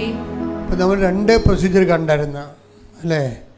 ഒരു ഉടമ്പടിയുടെ വാഗ്ദാനം പ്രാപിക്കാൻ വേണ്ടി മുന്നോട്ട് പോകുമ്പോൾ ആ പ്രോസസ്സിങ്, ആ പ്രക്രിയയിൽ കുറേ ഘടകങ്ങളുണ്ട്. അതിൽ ഒരു ഘടകമാണ് ചെങ്കടൽ. നമ്മുടെ പാപങ്ങൾ വെറുത്ത് ഉപേക്ഷിക്കാനുള്ള സ്ഥലമാണ്. രണ്ടാമത്തെ മരുഭൂമി, അത് നമ്മളെ എളിമപ്പെടുത്താനും ലക്ഷ്യങ്ങൾ നമുക്ക് പറ്റാത്തതാണെങ്കിലും നമ്മുടെ ഓവർ ഈഗോ അതിൻ്റെ അകത്ത് ആ ലക്ഷ്യത്തിലുണ്ടെങ്കിൽ, നമ്മുടെ ലക്ഷ്യത്തിൽ ഈ ഓവർ ഈഗോ ഉണ്ടെങ്കിൽ പ്രത്യേകം ശ്രദ്ധിക്കണം. ചില ആൾക്കാർ ഷിപ്രപണക്കാരില്ലേ, ഷിപ്രപണക്കാരുണ്ട്. ഈ ഓവർ ഈഗോ ഉള്ളവരുടെ മെയിൻസാണ് ഷിപ്രപണക്കാരെന്ന് പറയുക. എന്ന് വെച്ചാൽ സംഭവത്തിൽ പെട്ടെന്ന് ഒരു കമ്പനി തുടങ്ങി, പെട്ടെന്ന് ഒരു വാനെടുത്ത്, പെട്ടെന്ന് ആ കമ്പനിക്ക് പറ്റിയ പിക്കപ്പ് വാൻ വാങ്ങി, പെട്ടെന്ന് ഒരു 3-4 മാസം കൊണ്ട് കമ്പനിയായി വാണായി. പിന്നെ ആളിങ്ങനെ ബോബൻ മോളിലെ കഥാപാത്രം പോലെ കൂളിംഗ് ഗ്ലാസ്സൊക്കെ വെച്ച് മുതലാളി പോവുകയാണ്. അപ്പോൾ ചില പറയും ഇവന് കള്ളപ്പണം എവിടുന്ന് കിട്ടിയിട്ടുണ്ട്. അതാണ് കാര്യം. ഇവൻ്റെ കുഞ്ഞുനാൾ മുതൽ കൂട്ടുകാരുമായിട്ട് ഒരു മത്സരമാണ്. ആ മത്സരത്തിൽ ഇവൻ തോറ്റു. കൂട്ടുകാരൊക്കെ ഓരോരോ സ്ഥലത്ത് പോയി പണ്ട് വാതൊക്കെ വെച്ചിട്ട് നമ്മൾ ഓർക്കണം, നമ്മുടെ പല ലക്ഷ്യങ്ങളുടെ പിന്നിലും ഒത്തിരി ഡ്രാക്കുളാമാരുണ്ട്, കൂട്ടുകാരാണത്. നമ്മുടെ ലക്ഷ്യങ്ങൾ തന്നിരിക്കുന്നത് നമ്മളല്ല, നിങ്ങൾ ഉണ്ടാക്കിയിരിക്കുന്ന ലക്ഷ്യങ്ങൾ വേറെ ആരോ നിങ്ങളുടെ തലയിൽ അടിച്ച് ഏൽപ്പിച്ചതാണ്. അതിനു വേണ്ടിയാണ് അപ്പൻ ഉറങ്ങിക്കിടന്നപ്പോൾ പ്രഭാതം കൊണ്ടുപോയി ലോൺ എടുത്ത് ഇപ്പം കമ്പനിയായി, കാറായി. എന്താ വിഷയം? ഈ സാധനത്തിന് ഇതുപോലെ തന്നെ ഇനിയിപ്പോൾ കമ്പനി ആ കമ്പനിയൊക്കെ നേരെ 10 പൈസ ഉണ്ടാക്കിയെടുക്കണമെങ്കിൽ ഇനി 10 കൊല്ലം എടുക്കും. പക്ഷെ അതിന് മുമ്പ് തന്നെ 20 കൊല്ലം കമ്പനി റൺ ചെയ്താൽ കിട്ടാവുന്ന ലാഭം ഉണ്ടാകുന്ന രീതിയിലാണ് പുതിയ സാധനം ലോണ് എടുത്തിരിക്കണത്. ലോണിൻ്റെ കാര്യം അറിയാമല്ലോ നിങ്ങൾക്ക്. എവിടെ തിരിഞ്ഞാലും കേരളത്തിൽ ലോണ് കിട്ടും. കാര്യം ഇവിടെ ഒരു ഉത്പാദനവും നടക്കാത്ത കാരണം ഈ കാറുകാരനൊക്കെ ചുമ്മാ റോഡേ ഇട്ടിരിക്കണ കാർ കണ്ടിട്ടില്ലേ? ചെന്ന് നോക്കിയാൽ മതി. സാറേ സുഖമാണെന്ന് ചോദിച്ചാൽ മതി. 5 കാർ അപ്പം തന്നെ കൊണ്ടുവന്ന് നമ്മുടെ വീട്ടിൽ വാതിൽക്ക് ഇടും. ഒരു കാര്യമില്ല. പിന്നെ 2-3 കൊല്ലം കഴിയുമ്പോൾ നമ്മുടെ കിഡ്നിയും കൊണ്ട് അവൻ പോണ കാണാം. അപ്പോൾ ഒരുമാതിരിപ്പെട്ട അഹങ്കാരികൾക്ക് പണി കിട്ടാൻ പറ്റിയ സ്ഥലമാണ് കേരളം. എന്ന് വെച്ച് കഴിഞ്ഞാൽ ആൾ കളിക്കണം, ഞാനത്ര കുറഞ്ഞ പുള്ളിയല്ല എന്ന് മറ്റുള്ളവരെ ബോധ്യപ്പെടുന്ന. ആരെ ബോധ്യപ്പെടുത്തണമെന്നറിയാവോ? നിൻ്റെ രഹസ്യ എനിമിയുണ്ട്. അതാരാണ്? നിന്നോട് വാഗ്വാദം വെച്ചവരും നീ കുഞ്ഞുനാൾ പോലും മത്സരിച്ച് വന്നവരും അവരുടെ മുമ്പിൽ വലിയ ആളാകാൻ വേണ്ടി കളിക്കുന്ന ചുമ്മാ ചീപ്പ് കളികളാണ്. ഇതാണ് ഈ മരുഭൂമി എന്ന് പറയണത്. ഇത് വിഗ്രഹവുമാണ്. കാറിനോടുള്ള ആസക്തികളെ, വലിയ വീടിനോടുള്ള ആസക്തികളെ, നിങ്ങൾ ഒരു ചെറുക്കനെയും കല്യാണം കഴിച്ച് അല്ലെങ്കിൽ ഒരു പെണ്ണിനെയും കല്യാണം കഴിച്ച് 2 പിള്ളേരുമായി, ഒരു കാറുമായി, പിന്നെ ഒരു വലിയ വീടുമായി. മലയാളിയുടെ സ്വപ്നമാണിത്. ശരാശരി മലയാളിയുടെ സ്വപ്നമാണ് ഇത്. തെറ്റല്ല. പക്ഷേ നമ്മൾക്ക് അസ്ഥിയായിട്ട് കൊള്ളാത്ത രൂപത്തിൽ ഇത് ചെയ്യാൻ പാടുള്ളൂ. അതാണ് വിഷയം. ഇതെല്ലാം ശരിയാണ്. നിങ്ങൾ ദൈവത്തിൻ്റെ മക്കളായത് കാരണം മാന്യമായിട്ട് തന്നെ ഇവിടെ ജീവിക്കണം. പക്ഷെ അസ്ഥിയായിട്ട് കൊള്ളരുത്. മറ്റുള്ളവരങ്ങനെ തൂങ്ങണമെന്ന് പറഞ്ഞ് നമുക്ക് പോയി തൂങ്ങാൻ പറ്റത്തില്ല. അതാണ് വിഷയം വരുന്നത്. അപ്പോൾ അത് വരുമ്പോൾ ചിലർ കാറിനോടുള്ള മോഹം അല്ലെങ്കിൽ വലിയ വീടിനുള്ള മോഹം വിഗ്രഹം പോലെ വരും. ഈ വിഗ്രഹത്തോട് ഡിറ്റാച്ച് ചെയ്യേണ്ടി വരും. അതാണ് ജോർദാൻ എന്ന് പറയണത്. ജോർദാൻ ഈ മരുഭൂമി കടന്ന പിന്നെയുള്ള പ്രൊസീജിയർ എന്തിൻ്റെയാണ്? ജോർദാനാണ്. ജോർദാൻ കടക്കണം. ജോർദാൻ കടന്നു കഴിയുമ്പോൾ ജോഷുവ ഒരു കാര്യം പറയും. എന്താണ് ജോർദാൻ എന്നുള്ളത് പറയും. ജോഷുവ 24:15 കർത്താവിനെ സേവിക്കുന്നതിന് മനസ്സില്ലെങ്കിൽ നദിക്കക്കരെ നിങ്ങളുടെ പിതാക്കന്മാർ സേവിച്ച ദേവന്മാരെയോ നിങ്ങൾ വസിക്കുന്ന നാട്ടിലെ അമോര്യരുടെ ദേവന്മാരെയോ ആരെയാണ് സേവിക്കുക എന്ന് ഇന്നു തന്നെ തീരുമാനിക്കുവിൻ. ഞാനും എൻ്റെ കുടുംബവും കർത്താവിനെ സേവിക്കും. എപ്പോഴും നമുക്ക് ലക്ഷ്യങ്ങളുണ്ടാകാം.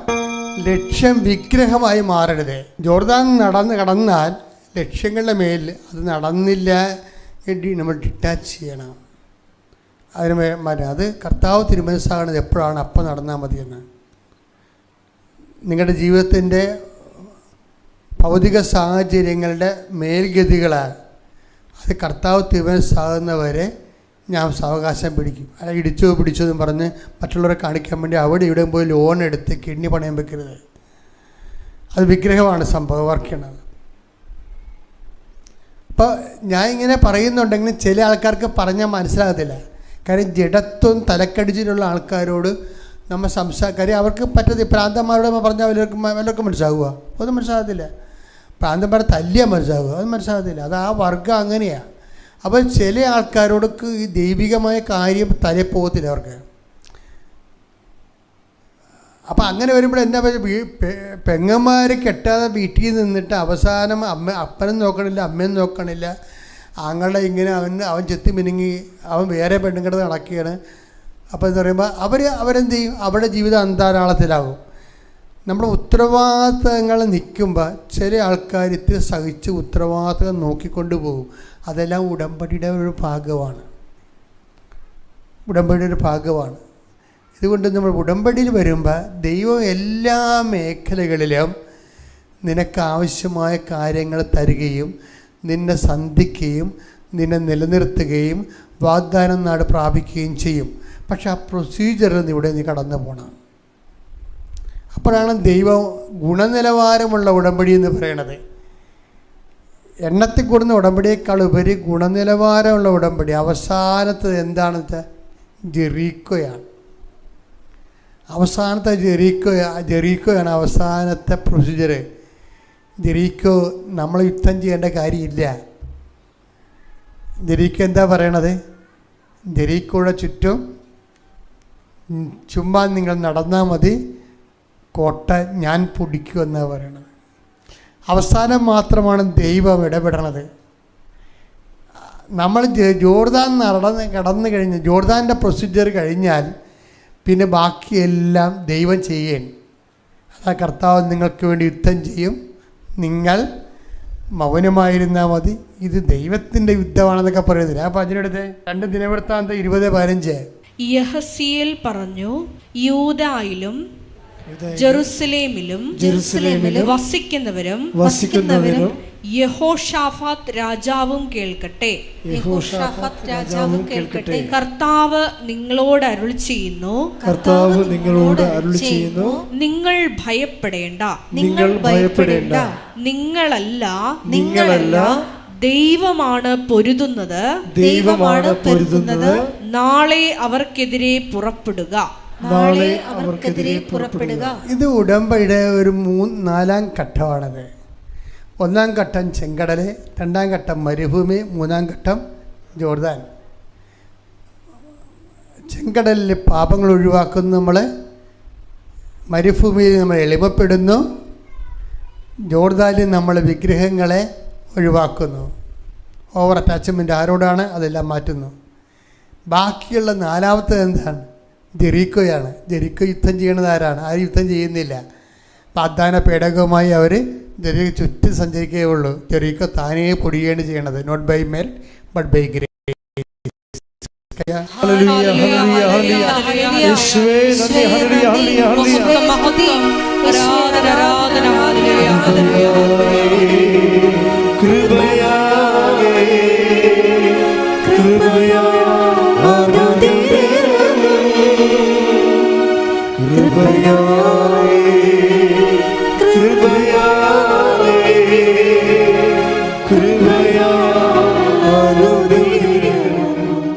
പരിശുദ്ധ പരമാ ദിവ്യ കാരുണ്യത്തിന് നേരവും ആരാധനയും സ്തുതിയും പുകഴ്ചയും ഉണ്ടായിരിക്കട്ടെ.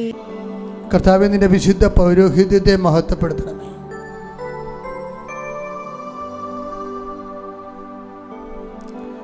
കർത്താവേ, സഭയിലുള്ള സാന്നിധ്യം പ്രകടമാക്കണമേ. 40 വർഷം ഞാൻ അർപ്പിച്ച കുർബാനയുടെ യോഗ്യതയാൽ, കൃപാസമർത്താറെ ജീവനോടെ പ്രത്യക്ഷപ്പെട്ട പരിശുദ്ധ അമ്മയുടെ പ്രത്യക്ഷീകരണത്തിന്റെ ശക്തിയാൽ, നിന്റെ തിരുമുറിവാർന്ന് വലതുകരം അനുഗ്രഹത്തിൻ്റെ വലത്ത് കരം അങ്ങനെ മക്കളുടെ ശിരസിൽ വെക്കണമെന്ന് പ്രാർത്ഥിക്കുന്നു. ശ്രദ്ധിക്കട്ടെ. ഹല്ലേലൂയ, ഹല്ലേലൂയ, ഹല്ലേലൂയ, ഹല്ലേലൂയ, ഹല്ലേലൂയ. ആരാധന, ആരാധന. ഹല്ലേലൂയ, ഹല്ലേലൂയ. യേശുവേ ആരാധന, മഹത്വം, മഹത്വം. ആരാധന, ആരാധന. ഹല്ലേലൂയ, ഹല്ലേലൂയ. യേശുവേ ആരാധന, ഹല്ലേലൂയ.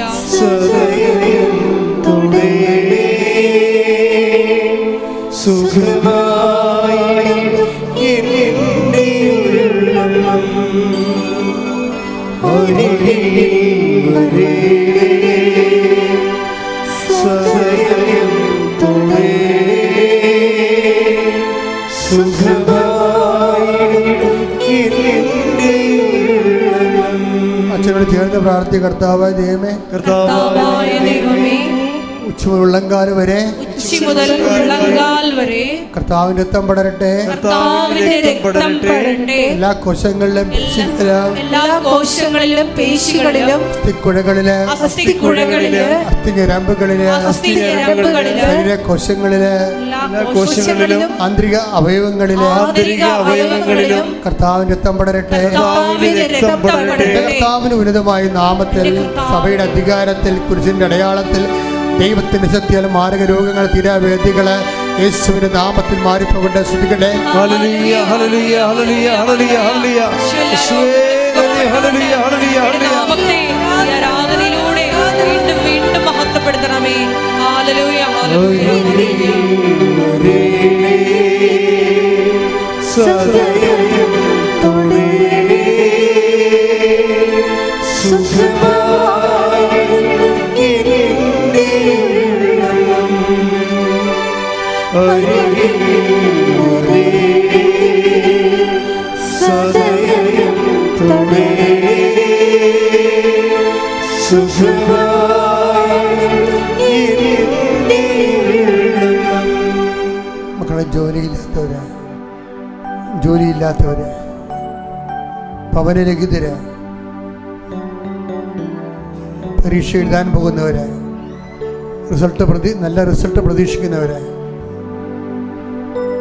പുതിയ പഠനങ്ങൾക്ക് വേണ്ടി ചേർന്നിട്ടുള്ളവര് ജപ്തി നടപടി അഭിമുഖീകരിക്കുന്നവര്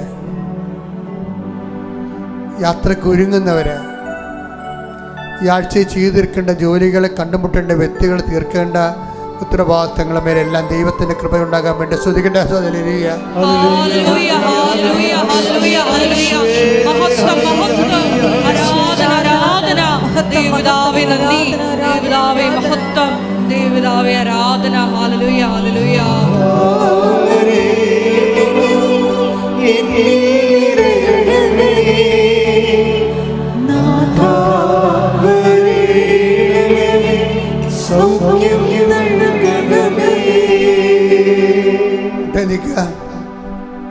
ഭക്തിയോടെ സമാപന ആശീർവാദം മേടിക്കാൻ പോവുകയാണ്. കർത്താവേ, അങ്ങയുടെ അവകാശവും ഓക്കിനുമായി ഞങ്ങളുടെ മക്കളെ കൈകൾ കൂപ്പി ഈ തീർത്ഥാടനത്തിന് ഓൺലൈനിലും പ്രാർത്ഥിച്ചുകൊണ്ടിരിക്കുന്നു. അങ്ങയുടെ തിരുമുറിവാളെ നാണിപ്പെടുത്താൻ അത്ഭുതകർത്താൽ ഓരോ മകനെയും മകളെയും അനുഗ്രഹിക്കണം. ഈ ആഴ്ചയിൽ ഈ മാസം നടന്നു തീർക്കേണ്ട ഉത്തരവാദിത്തങ്ങൾ പൂർണ്ണമായി പരിഹരിക്കാനുള്ള ആവശ്യമായ ദൈവിക ശക്തി മക്കളിലേക്ക് ആവശ്യിക്കട്ടെ. ശ്രദ്ധിക്കട്ടെ. ഹല്ലേലൂയ, ഹല്ലേലൂയ, ഹല്ലേലൂയ. മഹത്വം, മഹത്വം. ആരാധന. ശിരസ്സ് നമിച്ച് നമുക്ക് ദിവ്യകാരുണ്യനാഥന്റെ ആശീർവാദം സ്വീകരിക്കാം.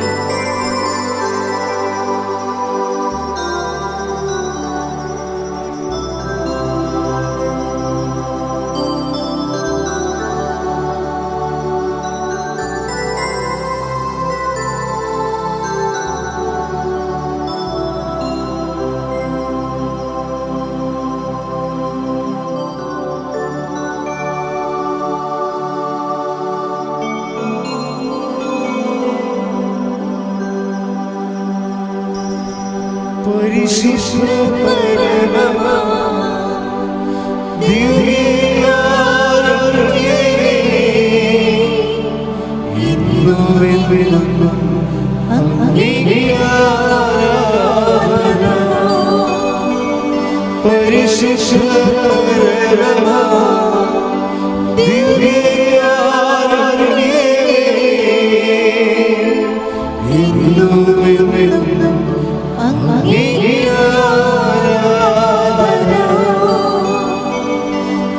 പരിശുദ്ധ